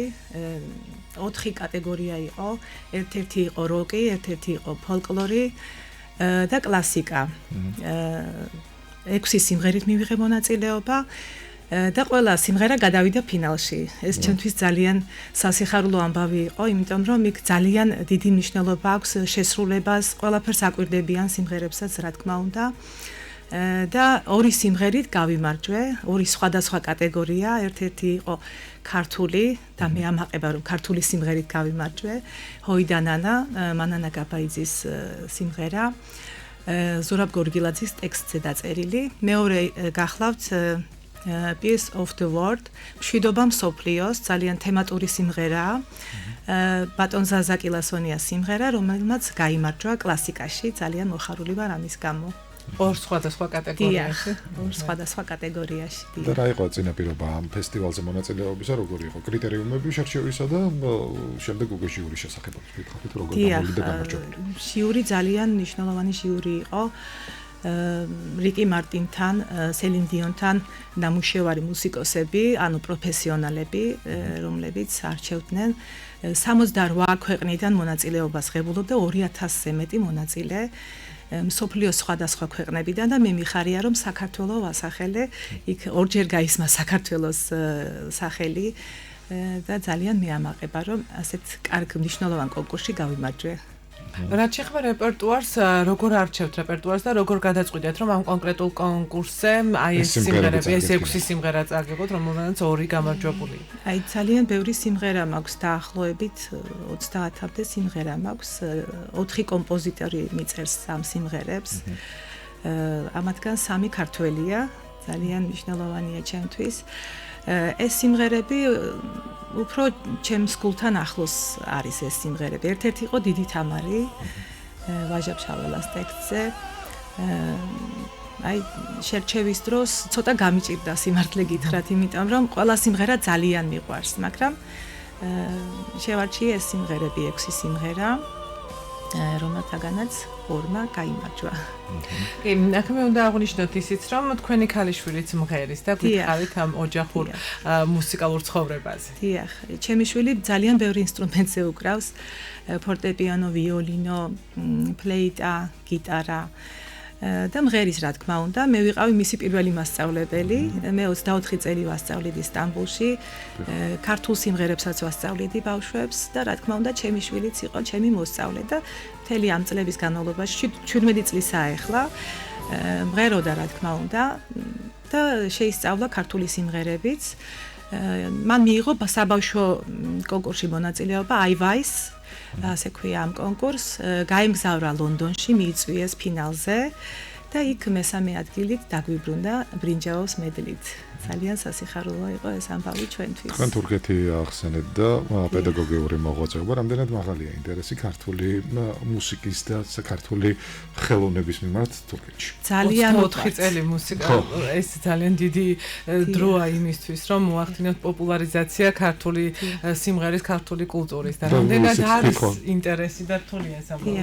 მე ვატარებდი ანუ ეხლა უკვე მღერი უფრო მეტად კონცერტები მიწევს და აი აღარ მცალია უკვე რომ ვასწავლო ბავშვებს, მაგრამ ძალიან ბევრი მოსწავლე გავზარდე და ძალიან ბევრი კონცერტი ჩავატარე მე თვითონ მოსწავლეებთან ერთად, მღეროდი ქართულ სიმღერებს, ვასწავლიდი ქართულ სიმღერებსაც, რა თქმა უნდა და მქონდა დაახლოებით 20 კონცერტი ჩავატარე მე თვითონ და წელს ესე იგი დავაგვირგვინე ფესტივალი ჩავატარე, კონკურს ფესტივალი სტამბოლში, ძალიან მასშტაბური 120 მონაწილე იყო ბავშვი 6-დან 16 წლამდე. ეს ბავშვები უკრავდნენ სხვადასხვა ინსტრუმენტებზე და ყავდა გამარჯვებულები. პირველი, მეორე, მესამე ადგილი აიღო ფორტეპიანო, ვიოლინო და გიტარა. ძალიან მნიშვნელოვანი იყო ეს ჩემთვის, რადგანაც საქართველოსდან მივიწვიე ბავშვები. მოსწავლე ახალგაზრდობის გოგონათა და ბიჭუნათა გუნდი ვადაჯკორიას ხელმძღვანელობით, ქალბატონ ნატალია ვადაჯკორიას ხელმძღვანელობით. ეს ბავშვებთან ერთად ჩავედი მეც ავტობუსით ვიმგზავრე, იმიტომ რომ უფრო კარგად გამეცნო ეს ბავშვები, ძალიან მიყვარს ბავშვები. და მათთან ერთად ჩავედით, დავაბინავე და შემდგომ სასწაული კონცერტი მოგვიწყვეს სტამბოლში. კონსულიც იყო მოსული, საქართველოს კონსული და იქაური ქართველებიც იყვნენ ამ კონცერტზე მოსული. 500-ზე მეტი მაყურებელი ყავდა ამ ფესტივალს. ძალიან გრანდიოზულად ჩატარდა. და ეხლა ხვალიდა საღამოზეც გვინდა რომ კითხოთ, რომელიც ბათუმის ხელოვნების უნივერსიტეტში გაიმართება და რომელშიც მონაწილეობთ თქვენ. დიახ, დიახ. ამ საღამოს იდეის შესახებ, ორგანიზატორების, პროგრამის ყველაფერი მაინტერესებს. დიახ. ჩემი ჩამოსვლის მიზეზი ამჟამად იყო ეს კონცერტი ბატონი ზაზა კილასონია, ქუთაისელი კომპოზიტორი, მსახიობი ამავე დროს, თეატრის მსახიობი. მიწერს სიმღერებს, უკვე მე-14 სიმღერა დამიწერა. და აქვს შემოქმედებითი საღამო ხვალ 19 სექტემბერს 6 საათზე. იქნებიან ქუთაისიდან ჩამოსული სტუმრები, მომღერლები. ძალიან საინტერესო საღამო იქნება. ყველას აქედან მინდა მივესალმო და მაყურებელი მოვიწვიო ჩვენს კონცერტზე. მე ვიმღერებ უსიტყვო სიმღერებს, ვოკალიზებს, ძალიან მიყვარს ეს ჟანრი, კლასიკა. და იქნება საესტრადო სიმღერებიც, სხვადასხვა სტილის სიმღერები იქნება. ბატონი ზაზას რეპერტუარიდან. თქვენ რამდენს შეასრულებთ? მე 4 სიმღერას შევასრულებ. სიურპრიზებიც გვექნება. 5 საათზე ფურშეტი გვექნება, თუ კი მობრძანდებით, რომ ერთმანეთი უკეთესად გავიცნოთ. და კлау რო დაუბრუნდეთ იმ კონკურსს, რომელშიც თქვენ მიიღეთ მონაწილეობა და გაიმარჯვეთ, სამომავლო პერსპექტივა თუ დასახა სწორედ ამ გამარჯვებამ თქვენი მიმართულებით. ანუ სამომავლო თუ კი მივიღებთ იმ მონაწილეობას ისე თუ ანუ რა პერსპექტივა გააჩინა ამ გამარჯვებამ თქვენ შემოქმედებისთვის? დიახ, პერსპექტივა ის იყო, რომ ძალიან მნიშვნელოვანი ჟიური იყო, შეაფასეს ეს სიმღერები, ხმის ტემბრი და ყველაფერს ძალიან დიდი მნიშვნელობა ენიჭებოდა და რომელ კატეგორიაში წვებულობდი მონაწილეობას, იმ კატეგორიის მცოდნე პირებმა შეაფასეს ეს სიმღერები და ჩემთვის მნიშვნელოვანი იყო. კიდევ ერთხელ დაადასტურეს, რომ მე ესე იგი სწორ გზაზე ვარ და კარგ სიმღერებს ვასრულებ და ეს ჩემთვის ძალიან სასიხარულო იყო. და სამომავლო თუ იგეგმება მსგავს. მე კიდევ ჩავატარებ ფესტივალს, ეს ჩემთვის იყო პირველი ფესტივალი და იმედია მომავალში კიდე ჩავატარებ ფესტივალს. და იქნებიან უკვე საქართველოდანაც მონაწილეები. წარმატებებს გისურვებთ. დიდი მადლობა ჩვენთან ერთად. დღეს დილის რადიოს სტუდიაში მოვიწვიეთ თურქეთში მცხოვრები ქართველი მომღერალი ეთერ გორაძე იავუზი. წარმატებებს გისურვებთ. კიდევ ერთხელ გილოცავთ გამარჯვებას და მომდევნო გამარჯვებებით გელით. დიდი მადლობა. ტელემაყურებელს ვერ მშვიდობებით, რადიო მსმენელთან მალე დავბრუნდებით, დაგველოდეთ.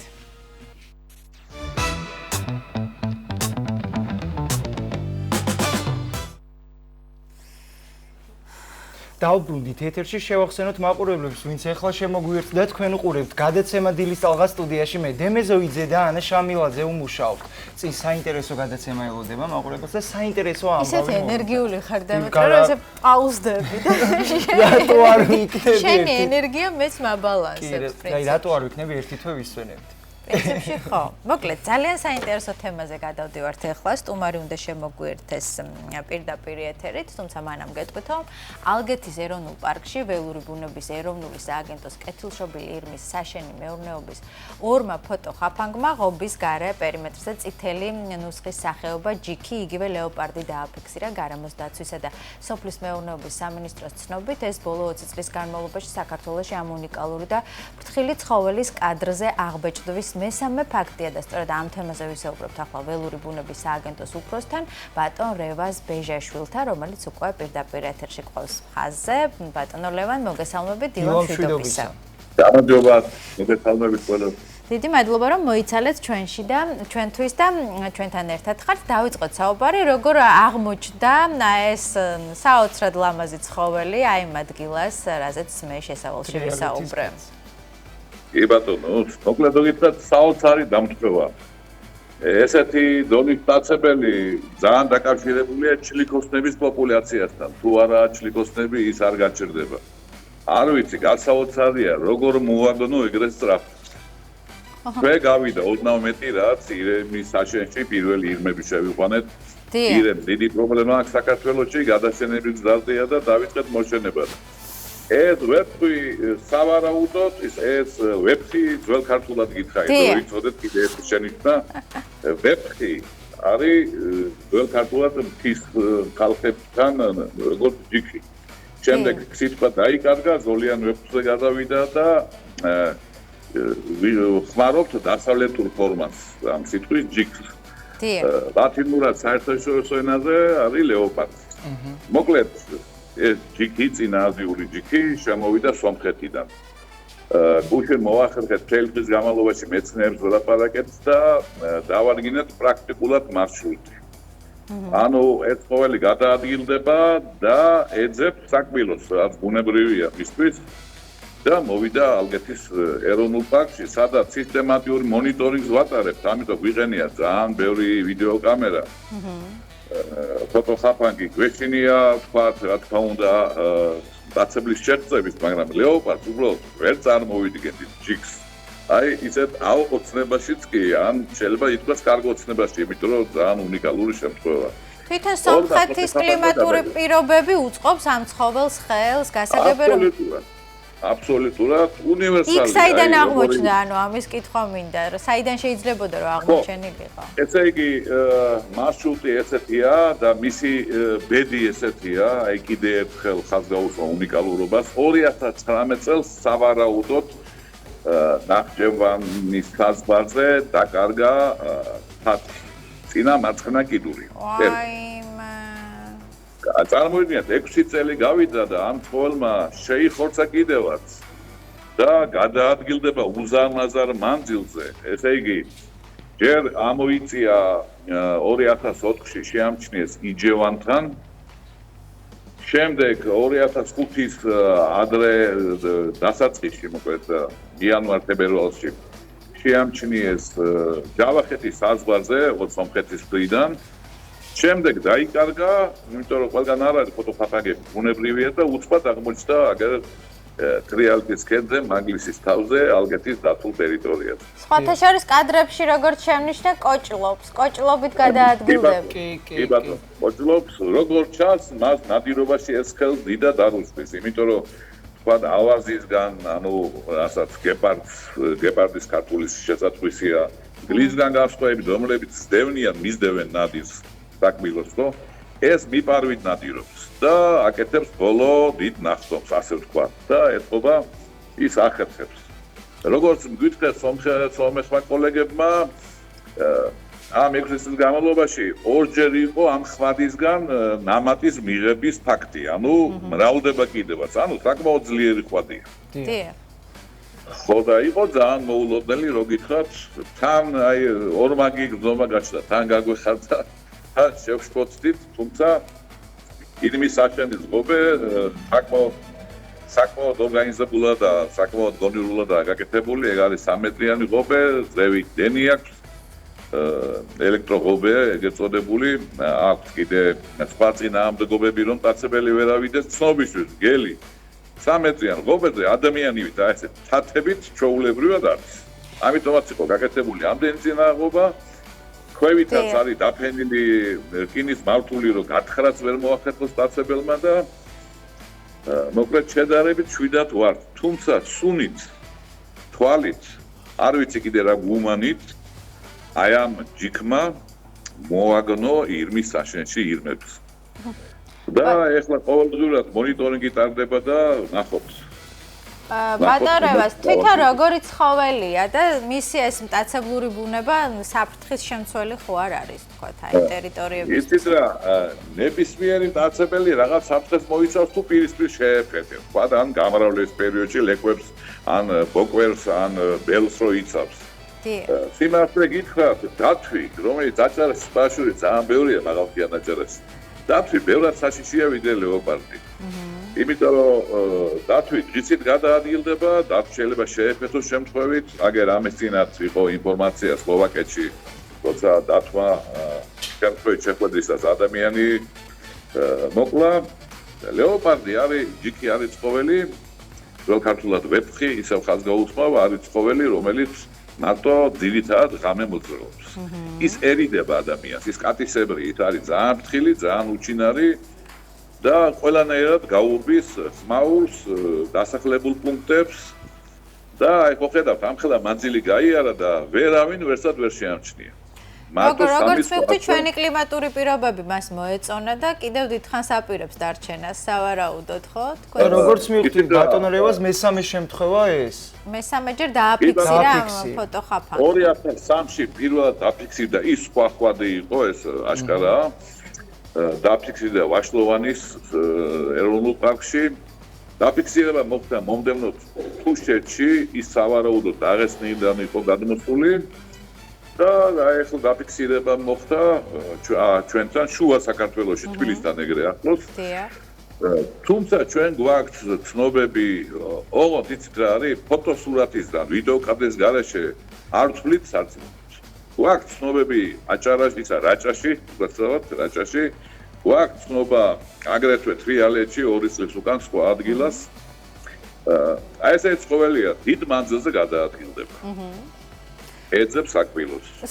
სავარაუდოდ ეროვნებით ვინ არის ეს ცხოველი? ამის შესახებ ხო არ ფლობთ ინფორმაციას? მოგზაური ლეოპარდი. მოდი ესე გეტყვით. სამხრეთ კავკასია არის ერთიანი ეკოსისტემა. ანუ კავკასიელია ესე შეიძლება ითქვას. კი ბატონო. კავკასიელია შეგვიძლია თქვა. წინააზიელ კავკასიელი. კი ბატონო. ზოგადად სახეობა არის წინააზიური ამ შემთხვევაში ეს არის კავკასიური ეგზემპლარი, რომელიც აზერბაიჯანის ტერიტორიაზეც მონახვედრია, სომხეთის ტერიტორიაზე და საქართველოს ტერიტორიაზე. არ არის გამორიცხული ის ადრეც იყო აქ და ამ დიდ წერეზე დადის თავის საკვირო ძებნაში. ადრეც შემოსულა შეიძლება შარშან-წინ უბრალოდ ფოტოხაფანგები არ იყო და ეხლა დავაყენეთ ფოტოხაფანგები კონკრეტულად სხვა მიზნისთვის და იმ ფოტოხაფანგებმა შემთხვევით გადაიღო. გამრავლება ხო არ უწერია, თქვენ აღნიშნეთ რომ ფოტოხაფანგმა პრინციპში სამჯერ უკვე დააფიქსირა კონკრეტულად ამ ცხოველის სახეობა, თუმცა კიდევ არის ბევრი შემთხვევა, რომელიც ფოტოხაფანგის საშუალებით არ არის დაფიქსირებული და კი ბატონო, არის შემთხვევები. შესაძლოა რომ ეს გამრავლებასაც მოვესწროთ ამ ცხოველის ჩვენს არ ვიცი ამ კონკრეტულ ეგზემპლარზე, მაგრამ ზოგადად შესაძლოა, რატომ არა? რატომ არა, ეს ამ ეკოსისტემის ცხოველია და მისი ნაკლებობა განპირობებულია მისი საკვების ნაკლებობით, მიმეცდით. ანუ თუ გვეყოლება ბევრი ჩლიკოცანი, ბევრი ირემი, ბევრი ნიამორი, ბევრი შველი, ბევრი გარტული ხორი, რა თქმა უნდა, გაჩნდება და დარჩება. ეხლა ჩვენ არ ვიცით, ეს დარჩება თუ არა, ალბათ არ დარჩება, გააგრძელებს გზას, არ ვიცით საით, იცით მარტო თვითონ და მithმა გუმანმა. მაგრამ მე მივესალმები თუ ისე მოხდება საქართველოში და ამაზე მუშაობა დავიწყეთ ირმის საშენი სწორედ პირველი პრეცედენტია. ვიწყებთ ჩლიკოსნების პოპულაციების აღდგენას მთელ საქართველოში. და დაჭირდება 10 წელი ალბათ ამ ყველაფერს. ცოტა მეტი 10-15 წელი და თუ ჩლიკოსნები გამრავლდნენ, რა თქმა უნდა დაბრუნდება ჯიქიც და უკვე იბუდებს. კი ბატონო. მაგას უნდა მივესალმოთ, არ უნდა შეგვეშინდეს. მადლობა ბატონო რევას, როგორც მივხვდი, საქართველოს გარემო პირობები უწყობს, რომ განვითარდეს გამრავლდნენ და რაც მეტი ცხოველისთვის იქნება მიმზიდველი ჩვენი ტერიტორია, ეს იმაზე მეტყოლებს, რომ ეკოსისტემა რაღაცა კარგისკენ და ჩვენი ტერიტორია გახდება კიდე მიმზიდველი ადამიანებისთვის, სტუმრებისთვის, ტურისტებისთვის.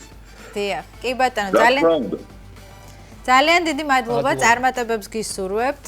საუბრობდით იმ ველურ ცხოველზე, რომელიც დაფიქსირდა ჩვენს ტერიტორიებზე, ალგეთის დაცულ ტერიტორიებზე. ჩვენი სტუმარი კი იყო ბატონი რევას ბეჟაშვილი, ველური ბუნების სააგენტოს უფროსი. კი, მოკლედ ძალიან ლამაზი ცხოველია და იმედია საქართველოშიც მალე ვიხილოთ. მე არ მყავს ესე რეალურად ნანახი ბუნებრივია და მინდა რომ ვნახო, კი. მოკლედ ეხლა სამზარეულოს რომ მოვიდა ჩვენს ეთერში. ნახოთ, შენი კერძი დილის ტალღის ეთერში.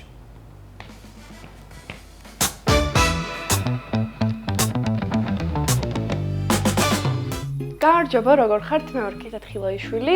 დღეს მე უნდა მოგივზადოთ უგემრიელესი და ჯანსაღი ყაბაყის ბურგერები. დღეისთვის დაგჭირდება ყაბაყი, პომიდორი, დაგჭირდება კრემყველი, ფქვილი, 2 მოხარშული კვერცხი და 2 ჩვეულებრივი კვერცხი, ასევე ზეთი, მარილი და შავი პილპილი. ნუ ამ ყველაფერს ვამზადებ, რა თქმა უნდა, აეროგრილში, იმიტომ რომ ყველაზე მარტივი და ყველაზე გემრიელი გამოდის და ყველაზე მარტივად მოსამზადებელია აეროგრილში. პირველ რიგში ვიღებთ კარგად გარეცხილ ყაბახს. დავიწყოთ დაჭრა, არც ისე სქელ და არც ისე თხელ ნაკლებად დავჭრათ, აი ესე მრგოლებად.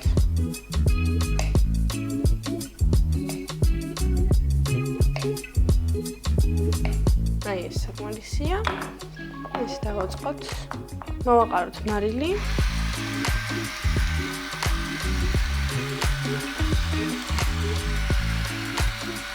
აი ეს. ახლა გავტეხოთ 2 ცალი კვერცხი ჯამში.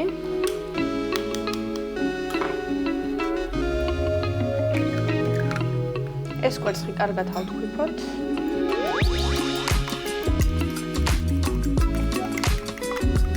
აი ესე. ახლა ამოვავლოთ უნდა ეს ჩვენი ყაბაყი ჯერ ფქვილში. შემდეგ გადმოვიტანოთ კვერცხში. და გადავიტანოთ აეროგრილში. ნუ ასე ვიმეორებთ დანარჩენ ყაბაღზეც.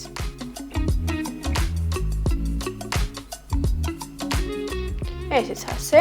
ახლა ამას მოვათავსებთ აეროგრილში 180 გრადუსზე ბოსტნეული სხობის რეჟიმზე დაახლოებით 15 წუთის განმავლობაში.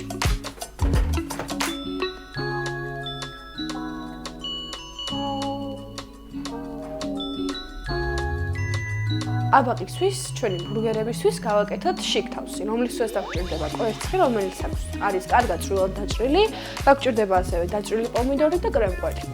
კრემკვალი გადმოვიტანოთ ჩვენსკენ.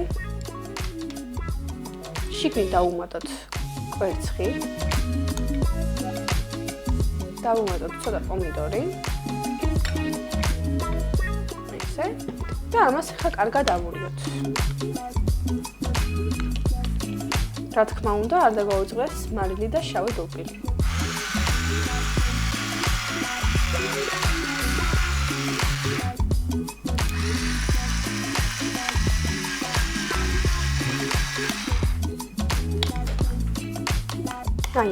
აი ესეთი უნდა გამოგვივიდეს შიგთავსი, წავუსვათ შიგთავსი.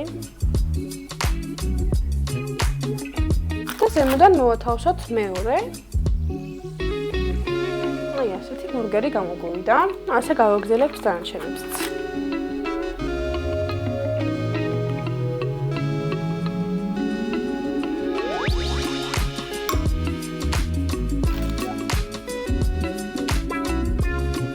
ესე სულ ეს იყო, ძალიან მარტივად მოვამზადეთ დავეთანხმებით. აქ მაქვს მე გამზადებული დაჭრილი მწვანილი, რომელსაც ზევიდან გემოსათვის და ასევე გაფორმებისთვისაც მოვაყრი.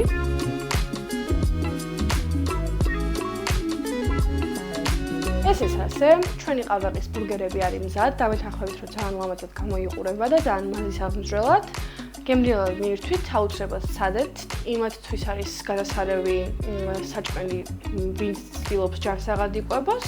თან არის დიეტური, ამიტომ აუცილებლად მომდევნო სახლებში მე კი მომდევნო რუბრიკაზე დაგემშვიდობებით, კეთილი სურვილებით ნახვამდის.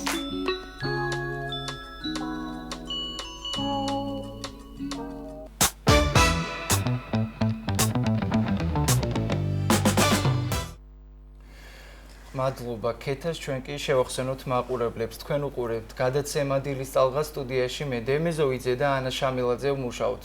აქვე უთხრათ ჩვენს მაყურებელს, რომ გამოიწერონ ჩვენი სოციალური ქსელები, ინსტაგრამი, ფეისბუქი, ტიკტოკი, ქართული ასოებით, საძიებო ველში ჩაწერით. დილის ტალღა იქ ამოვარდება ჩვენი ოფიციალური გვერდი, დაგვაფოლოვეთ, მოგწერეთ, გაგვიზიარეთ თქვენი შეხედულებები, ან თუ იცნობთ საინტერესო ადამიანებს, ან იცით საინტერესო ისტორიები, გაგვიზიარეთ. ჩვენი გადამღები ჯგუფი მოვა და აუცილებლად გადაიღებს, რის შედეგადაც შემდეგ უკვე დილის ტალღის პირდაპირ ეთერში ვნახავთ სიუჟეტს. კი, ნამდვილად, ამასობაში შესრულდა საქართველოს დროით ზუსტად 10 საათი და ბუნებრივია საინფორმაციო დრო მოვიდა. აბა ვნახოთ შესრულდა თუ არა დამანახე. სრულდება. სრულდება, კი ბატონო. და უნდა გავიგოთ თუ რა ხდება საქართველოში და საქართველოს ფარგლებს გარეთ პირდაპირ ეთერში ჩვენი კოლეგა სულხან წულუკიძე შემოგვიერთდება. სულხან დილომშვიდობისა. კიდევ ერთხელ მოგესალმებით, მეც კოლეგებო და მივესალმები რა თქმა უნდა ყველას, ვინც ახლა გადართვა აჭარის ტელევიზიაზე და ახლა შემოგვიერთდა, 10 საათი გახდა და ახალი ამბების დროა. გისმენთ სულხან.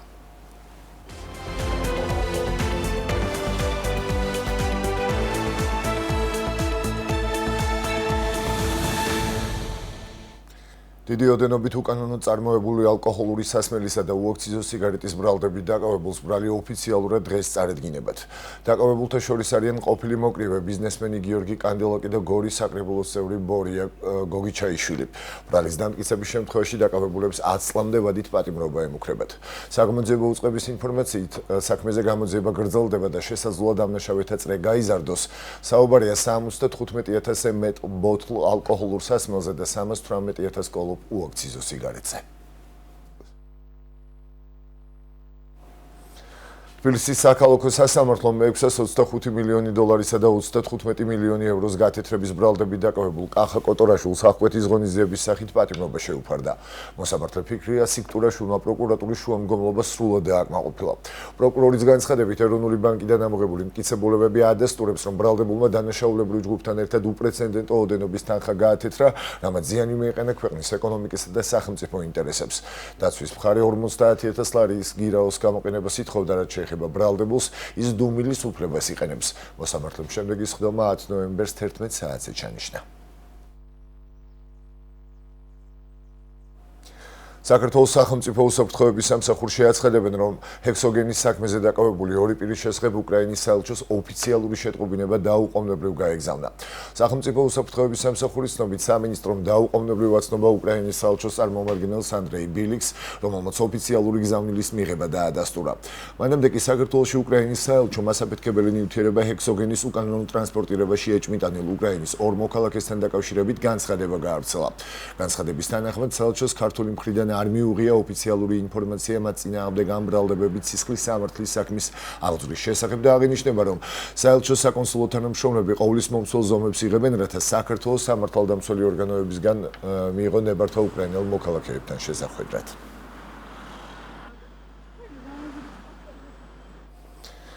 საერთაშორისო ორგანიზაციებისა და საქართველოში აკრედიტებული დიპლომატიური მისიების წარმომადგენლებს შეხვდა ცესკოს თავმჯდომარე გიორგი კალანდარიშვილმა ისაუბრა მიმდინარე საარჩევნო საკითხებისა და 4 ოქტომბრის არჩევნებისთვის მზადების პროცესზე. მისი თქმით, საარჩევნო პროცესების გამჭვირვალობა და ანგარიშვალდებულება ცესკოს საქმიანობის პრინციპული საფუძველია.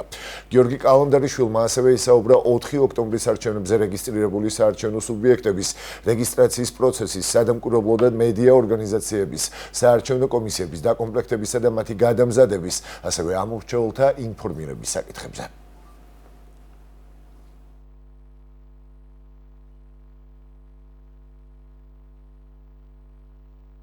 მორიგი სამუშაო შეხვედრა გაიმართა დიპლომატიური მისიებისა და საერთაშორისო ორგანიზაციების წარმომადგენლებთან, რომლის ფარგლებშიც მივაწოდეთ დეტალური და ამომწურავი ინფორმაცია 4 ოქტომბრის არჩევნების სამზადისთან დაკავშირებით განხორციელებული და მიმდინარე მასშტაბური სამუშაოების შესახებ, რომელიც მიზნად ისახავს ამ არჩევნების მაღალ პროფესიულ დონეზე ადმინისტრირებას.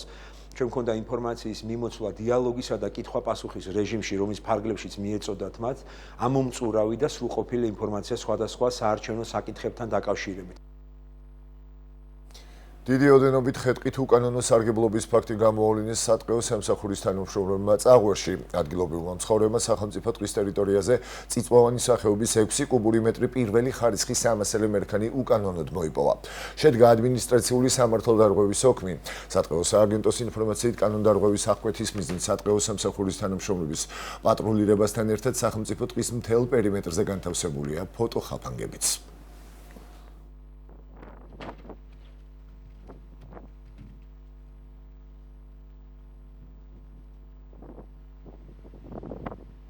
ადგილობრივი მკვიდრის მიმართ, რომელმაც დიდი ოდენობის ხეთყე უკანონოდ მოიპოვა, შედგა ადმინისტრაციული სამართალდარღვევის ოქმი. ხოლო წიწვოვანი სახეობის 300 მერქნული რესურსი შემდგომი განკარგვის მიზნით გადატანილია წაღვერის საქმიან ეზოში. სამუშაო შეხვედრა ციფრული მხარდაჭერის პროგრამის ფარგლებში კომუნიკაციების კომისიამ პროგრამის განხორციელება საჩხერეში დაიწყო. შეხვედრის ფარგლებში პროგრამის დეტალები განიხილეს, ასევე ისაუბრეს თუ როგორ შეცვლის ციფრული უნარების განვითარება მოქალაქეების ყოველდღიურობას.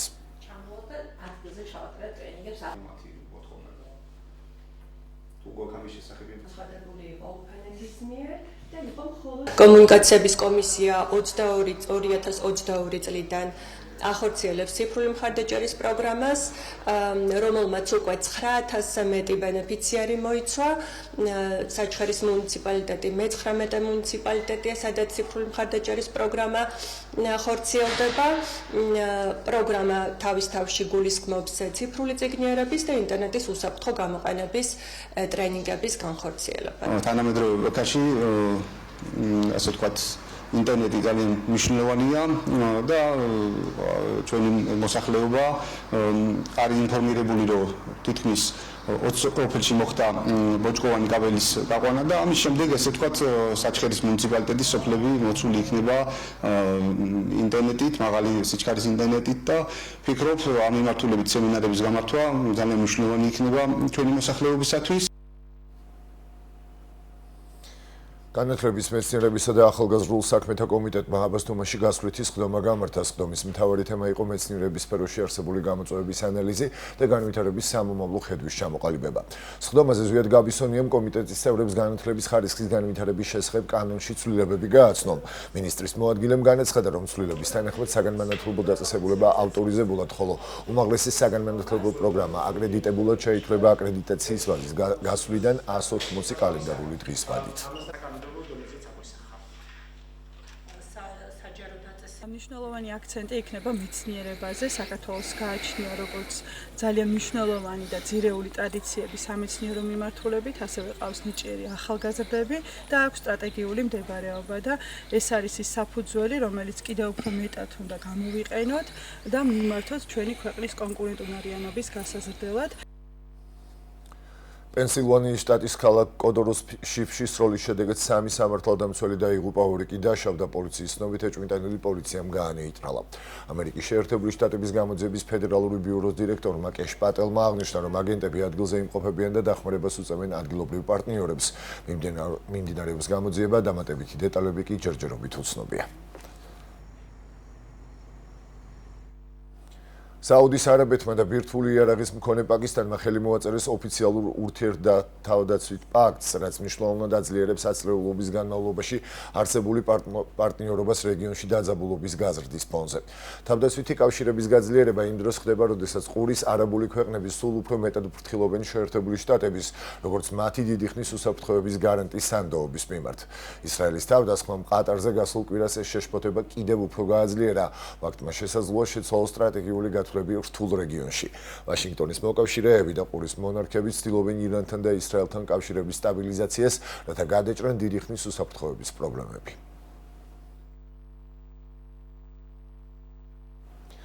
ბეირუთში პეიჯერების აფეთქებების პირველი წლისთავის აღსანიშნავად ათასობით ადამიანმა მსვლელობაში მონაწილეობა მიიღო. 2024 წლის 17 სექტემბერს ლიბანის შეიარაღებული დაჯგუფება ჰეზბოლას წევრების ათასობით პეიჯერი ერთდროულად აფეთქდა. დაიღუპა 39 ადამიანი და 3400-ზე მეტი დაშავდა, მათ შორის ბავშვები და მშვიდობიანი მოქალაქეები, რომლებიც აფეთქების დროს შემთხვევის ადგილას იმყოფებოდნენ, თუმცა ირანის მიერ მხარდაჭერილი დაჯგუფების წევრები არ ყოფილან.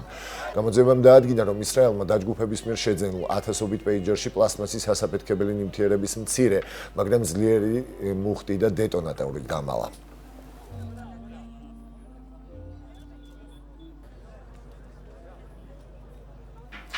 ეს იყო ჩემს ხელთარსებული ბოლო ინფორმაცია. მთავარი კი მორიგი გამოშვებით პირდაპირ ეთერში 12 საათზე დაბრუნდება, ასე რომ დროებით.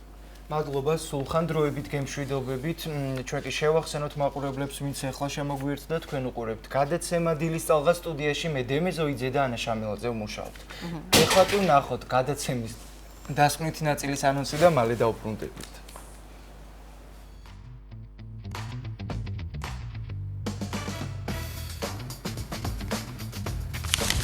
ჩვენი რეპორტაჟიდან გაიცნობთ ბათუმს, როგორც ჯანსაღი ცხოვრების ხელშემწყობ ქალაქს, მწვანე სივრცეებით, ტრენაჟორებითა და ველო და სარბენი ბილიკებით. და ბოლოს სტუდიაში თერაპევტთან ერთად დავბრუნდებით და ვისაუბრებთ ცხოვრების ჯანსაღი წესის დაბრუნებასა და უნარების გამომუშავებაზე.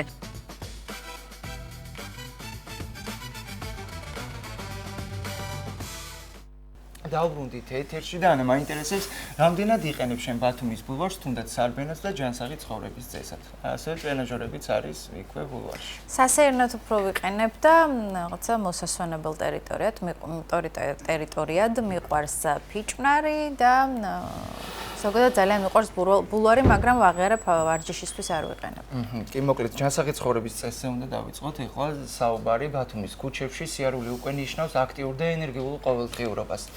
ღია ცის ქვეშ განლაგებული ტერიტორიები, საბავშვო მოედნები, ველობილიკები და ყველასთვის ხელმისაწვდომი ველოსიპედები ქალაქის გულში ყოფნა არა მხოლოდ სასიამოვნოს ხდის, არამედ ადგილობრივებსა და ტურისტებს საშუალებას აძლევს დღე აქტიურად და ენერგიულად გაატარონ. მარტივი გადაადგილება, სეირნობა და სპორტული აქტივობებით დაკავება ქმნის ჯანსაღი ცხოვრების ხელმისაწვდომობის ახალ სტილს. ჩვენს ქალაქში რა თქმა უნდა და ამ თემაზე გაბრიელა კვაჭანტირაძე მიმუშავა, ვნახოთ სიუჟეტი და მალე დავბრუნდებით.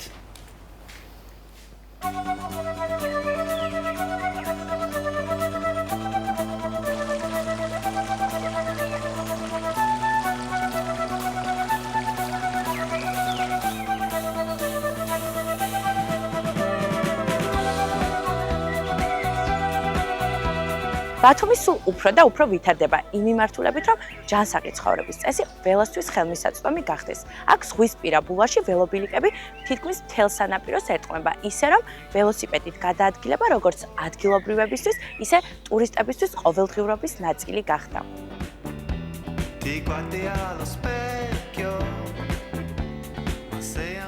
სავარჯიშო ტრენაჟორები ღია ცის ქვეშ საშუალებას იძლევა დარბაზების გარეშე ბუნებაში ივარჯიშოთ და რა თქმა უნდა ბავშვებისთვის მოწყობილი მოედნები, ადგილი, სადაც ენერგია და სიხარული ერთიანდება. ბათუმი ნამდვილად აქცევს ჯანსაღი ცხოვრების წესს ქალაქის სტილად.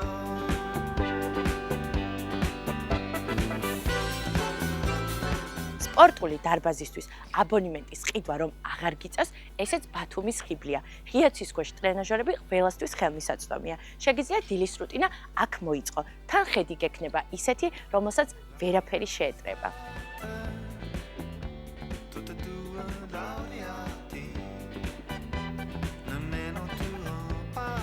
ყოველდღიურად სეირნობისას სანაპიროზე, ბულვარსა და პარკში უფრო და უფრო მეტ ხალხს ხედავთ, ვინც გადასაადგილებლად ველოსიპედს იყენებს, თუმცა ის მხოლოდ ტრანსპორტი უკვე აღარ არის. ბათუმში ველოსიპედი ყოველდღიურ სპორტად იქცა. გარდა ჯანსაღი ცხოვრებისა, ქალაქის იერსახისა და ეკოლოგიის აღსაქმნელადაც ის საუკეთესო საშუალებაა.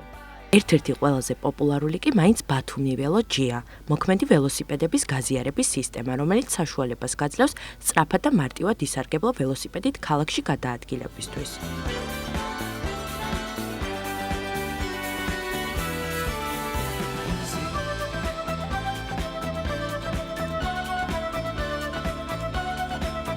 ჯანსაღი ცხოვრება მხოლოდ სხეულზე ზრუნვა როდია. ის პირდაპირ უკავშირდება ჩვენს მენტალურ ჯანმრთელობასაც. როდესაც ჩვენ ვირჩევთ ფეხით სიარულს, სეირნობას ან ველოსიპედით გადაადგილებას, ამით ვიორმაგებთ ენერგიას და ვიმცირებთ სტრესს.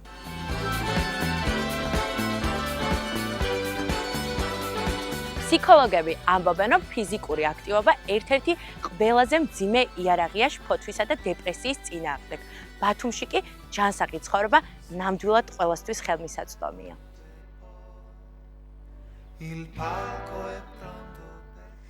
კი ბატონო, ცხოვრებაში ცვლილებების შეტანა არასოდესაა მარტივი, ჯანსაღი წესის დაწყება არა მხოლოდ კვებითა და ვარჯიშით ხელშეწყობას, არამედ ფსიქოლოგიურ მომზადებასაც გულისხმობს, განსაკუთრებით ზაფხულში დასვენებისა და ყოველგვარი რეჟიმიდან ამოვარდნილი ადამიანი დიდ ძალისხმევას საჭიროებს დაუბრუნდეს ყოველდღიურ ცხოვრებას. ჯანსაღი წესით და რითმით პრინციპში სწორედ ამ თემაზე უნდა ვისაუბროთ ჩვენ ახლა სტუმართან ერთად. თამარ დონდოა თერაპევტია ჩვენი სტუმარი და ვსაუბრობთ ჯანსაღ ცხოვრებაზე.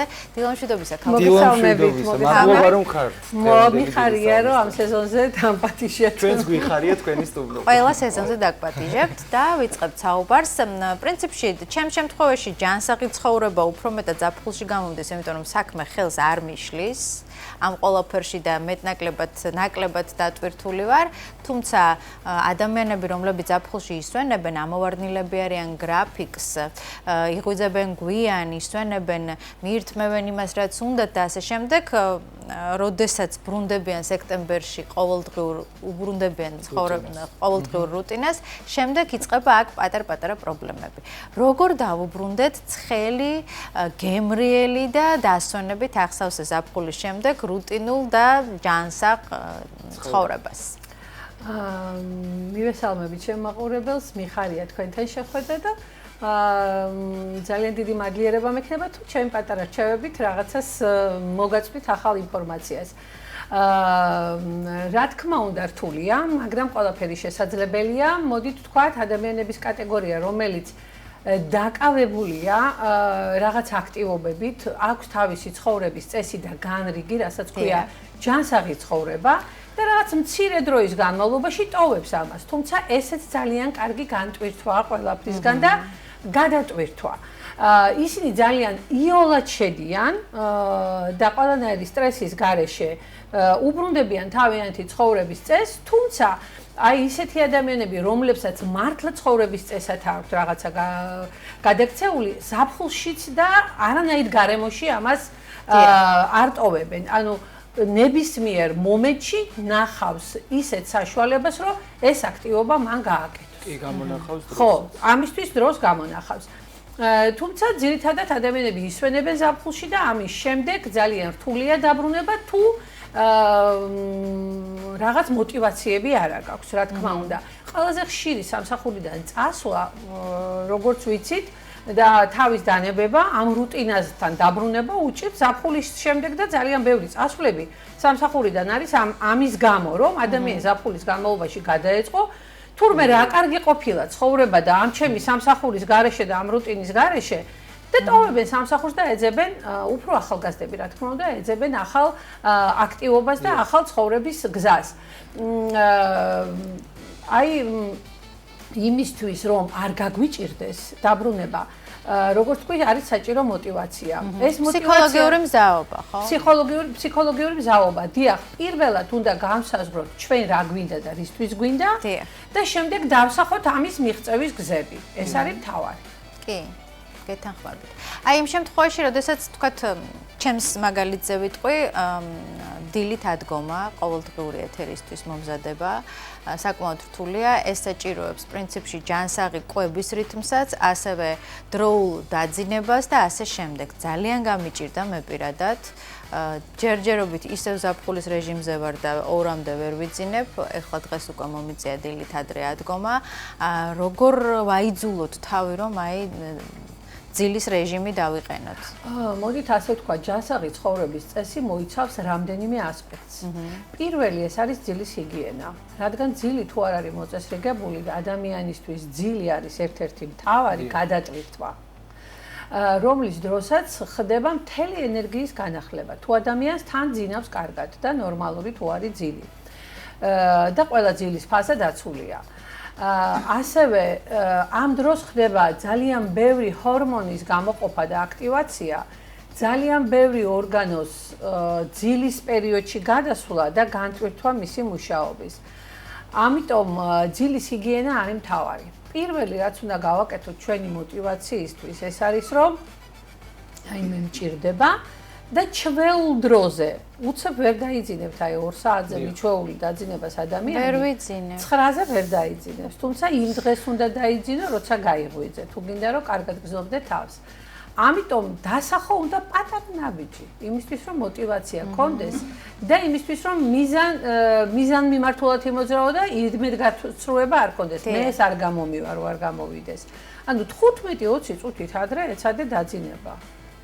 ძილის წინ ყველა გაჯეტი გადადე, გაისეირნე, კარგ ხასიათზე დადექი, კარგ მუსიკას მოусმინე და 15 წუთით ადრე დაწექი. შეიძლება ეს 15 წუთი რამდენიმე დღე გაგიჭირდეს, მაგრამ მე აუცილებლად ჩვენი ორგანიზმი ძალიან კარგადაა მოწყობილი და თავის ნორმალურ ბიორიტმს უბრუნდება. მეორე ასპექტი ჯანსაღი ცხოვრების ეს არის კვება. აი мотиваციაც უნდა გქონდეს იმისთვის, რომ გააკეთო ეს, არა? ეს არის უკეთესი ჯანმრთელობა, უკეთესად უნდა გამოიყურებოდე, რაღაცეები შენ ცხოვრებაში ვარ უნდა თქვა და გადადო იმისთვის, რომ შენი ჯანმრთელობა მოითხოვს ამას. აი ეს მთავარი мотиваციები უნდა გამსაზღვროთ და არ უნდა დავიწყოთ რაღაც რადიკალური, აი მე აუცილებლად ამ თვეში მოვიკლებთ 10 კილოს. ეს არ არის ნორმალური, ეს არ არის ჯანსაღი დიეტა. დიეტა არის ცხოვრების წესი და ჯანსაღი კვება და არა შიმშილი და როდესაც ასეთ რაღაცებს ვისახავთ ხოლმე, იმედგაცრუებაც არის, იმიტომ რომ ამას ვერ მივაღწევთ. ეს მიუღწეველია. რაღაც სპეციალური ჩარავების გარეშე, ხო? ქირურგიული ჩარავით შესაძლებელია რომ თვეში მოიკლო 20 კილო. მაგრამ ესეც არაჯანსაღია, რა თქმა უნდა, ჩვენ ვიცით რომ რა არის ჯანსაღი და რა არის არაჯანსაღი. ამიტომ мотиваცია აქაც უნდა იყოს განსასრული.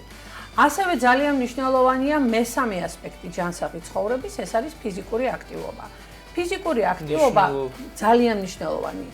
აი აქ ორი მომენტია. ან ჯერ ადრია ადამიანი ფიქრობს, რა მე ძალიან დიდი დრო მაქვს, მაგალითად თქვენ. კი. იმიტომ რომ მართლაც დიდი დრო გაქვს. ეხლა რო გისმენდით, კი, შეიძლება ყובה მოწესრიგებული გაქვს, ჯანმრთელობაც გიწყობს ხელს, მაგრამ ორშაბათიდან დავიწყებ. ხო, და ეს ორშაბათი არ დგება არასოდეს, მაგრამ რა, აი ორშაბათობა უნდა დაიმსხვრეს, აი ეს მითი რომ ორშაბათიდან დავიწყებ.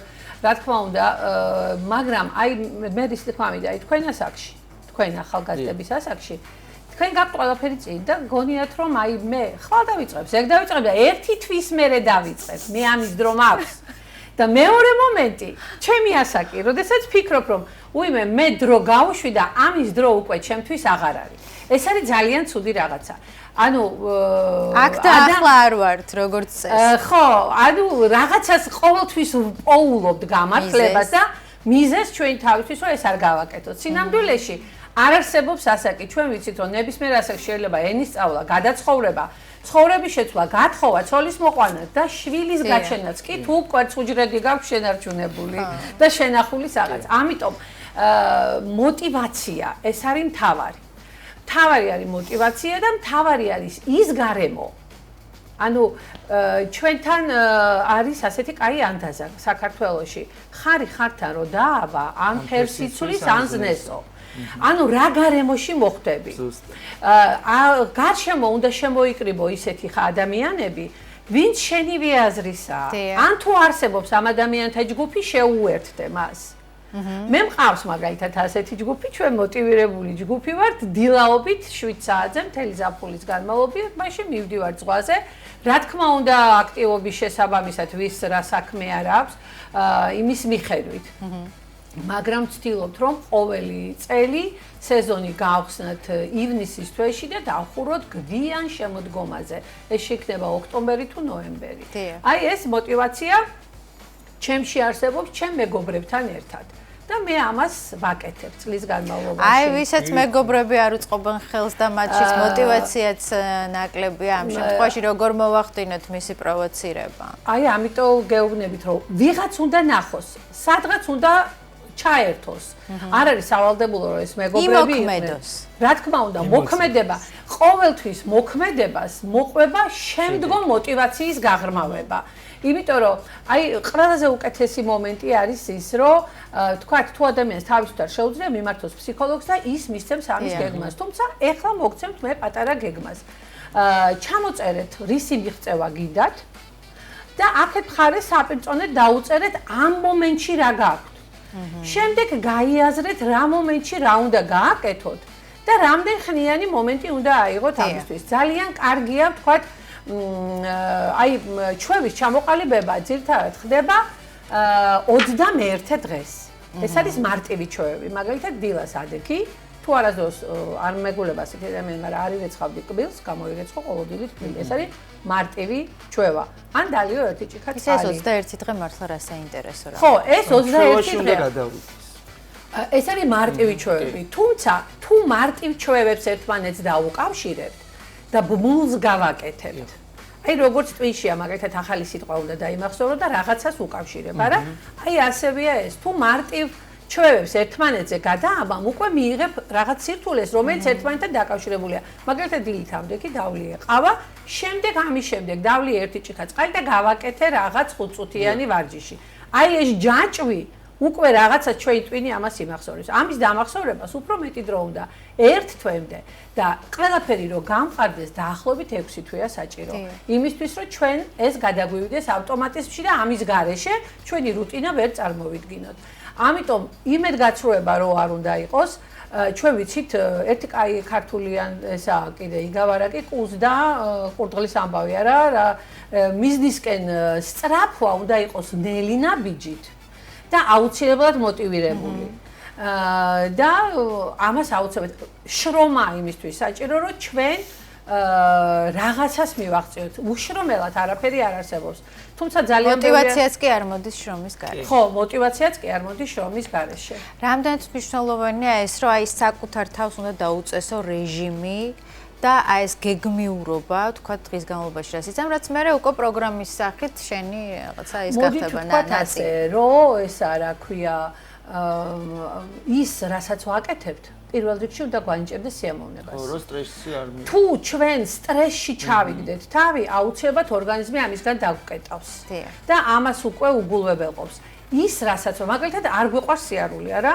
მაგრამ შეიძლება რომ სიარული შევათანხმოთ იმასთან, რომ ჩვენ გვიყვარს კაი მუსიკის მოსმენა. ჩავიდოთ ყურსასმენი, გავისეირნოთ, როცა კარგი ამინდია და თან უსმინოთ მუსიკას. ან ჩავართოთ ყურსასმენში სასურველი ენა და თან ვისწავლოთ რაღაც სიტყვები და თან ვისეირნოთ, არა? ან მეგობარი შევერჩეთ, რომელთანაც ვისეირნებ და თან ვისაუბრეთ რაღაც ასიამოვნე თემებზე. ამიტომ ეს რუტინა ყოველდღიური რაღაც სიამოვნებაში უნდა იყოს აუცილებლად. არავითარ შემთხვევაში ეს სტრესში არ უნდა აგდებდეს ადამიანს. არც ყვება, არც ადრე დაძინება, სასჯელი არ უნდა იყოს, აი მაგალითად ადრე რო იყო 9 საათი დაწექი ბავშვი ლოგინში და შეიძლება მთელი 2 საათი იტრიალოს მერე და დაუძინებელი იყოს და ეს მისთვის იყოს სტრესი, არა? ამიტომ ნებისმიერ შემთხვევაში ადამიანი უნდა მივიდეს კარგ ჯანსაღი ცხოვრების წესამდე და კარგ ჩვევებამდე ისე, რომ ეს მისთვის არ იყოს სტრესი. ეს არის აუცილებელი. და აი კიდე არის ისეთი რაღაც მომენტები ცხოვრებაში, როდესაც აუცილებელია შენთვის ეს ჯანსაღი ცხოვრება. მაგალითად, ბევრი დაავადება მოითხოვს, პირდაპირ მოითხოვს, რომ გადახვიდე ცხოვრების ჯანსაღს წესზე. ეს არის გულსისხლძარღვთა სისტემის დაავადებები, ეს არის შაქრიანი დიაბეტი, ეს არის ძალიან ბევრი ჩონჩხოვანი და კუნთოვანი დაავადებები, რომელიც მოითხოვს, რომ შენ იყო ჯანსაღი ცხოვრების წესზე. თუ არა, აუცილებლად ეს სიტუაცია თვითონ ისეთი მძიმეა დაავადებები, რომელიც აუცილებლად მიგიყვანს შემდეგ ჯანსაღი ცხოვრების წესამდე ცოტა დაგვიანები.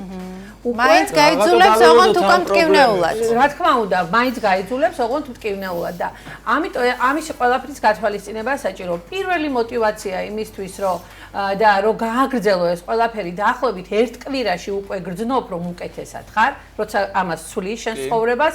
2 კვირაში უკვე ფორმაში დგები, ცოტა წონაში იკლებ, თქვა, უფრო ადვილად დგები დილით, უფრო ადვილად იძინებ ღამე. ენერგიაც მეტი გაქვს. ენერგიაც მეტი გაქვს და დაახლოებით 1 თვეში, როდესაც გადააკონტროლებ შენს სისხლის ანალიზებს, რომელიც არ იყო წესრიგში, აღმოაჩენ, რომ ყველაფერი ნელ-ნელა მოდის ნორმაში და ყველაფერი ის, რაც ჩვენ თავს ხდება, ჩვენივე ბრალია.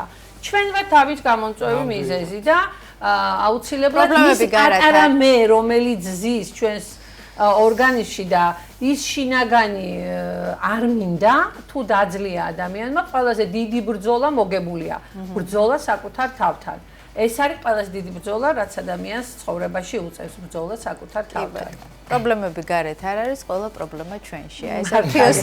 ასეთ ფილოსოფიურ ტალღაზე დაგემშვიდობებით ქალბატონ თამარ დონდვა თერაპევტი იყო ჩვენი სტუმარი. დიდი მადლობა. პრინციპში ჩვენი საეთერო დროც ამოიწურა და ხვალამდე დაგემშვიდობებით. მადლობა რომ გვიყურეთ. ასეთი იყო დღევანდელი დილის ტალღა. ჯანმრთელობას გისურვებთ. ხვალამდე გემშვიდობებით. ნახვამდის.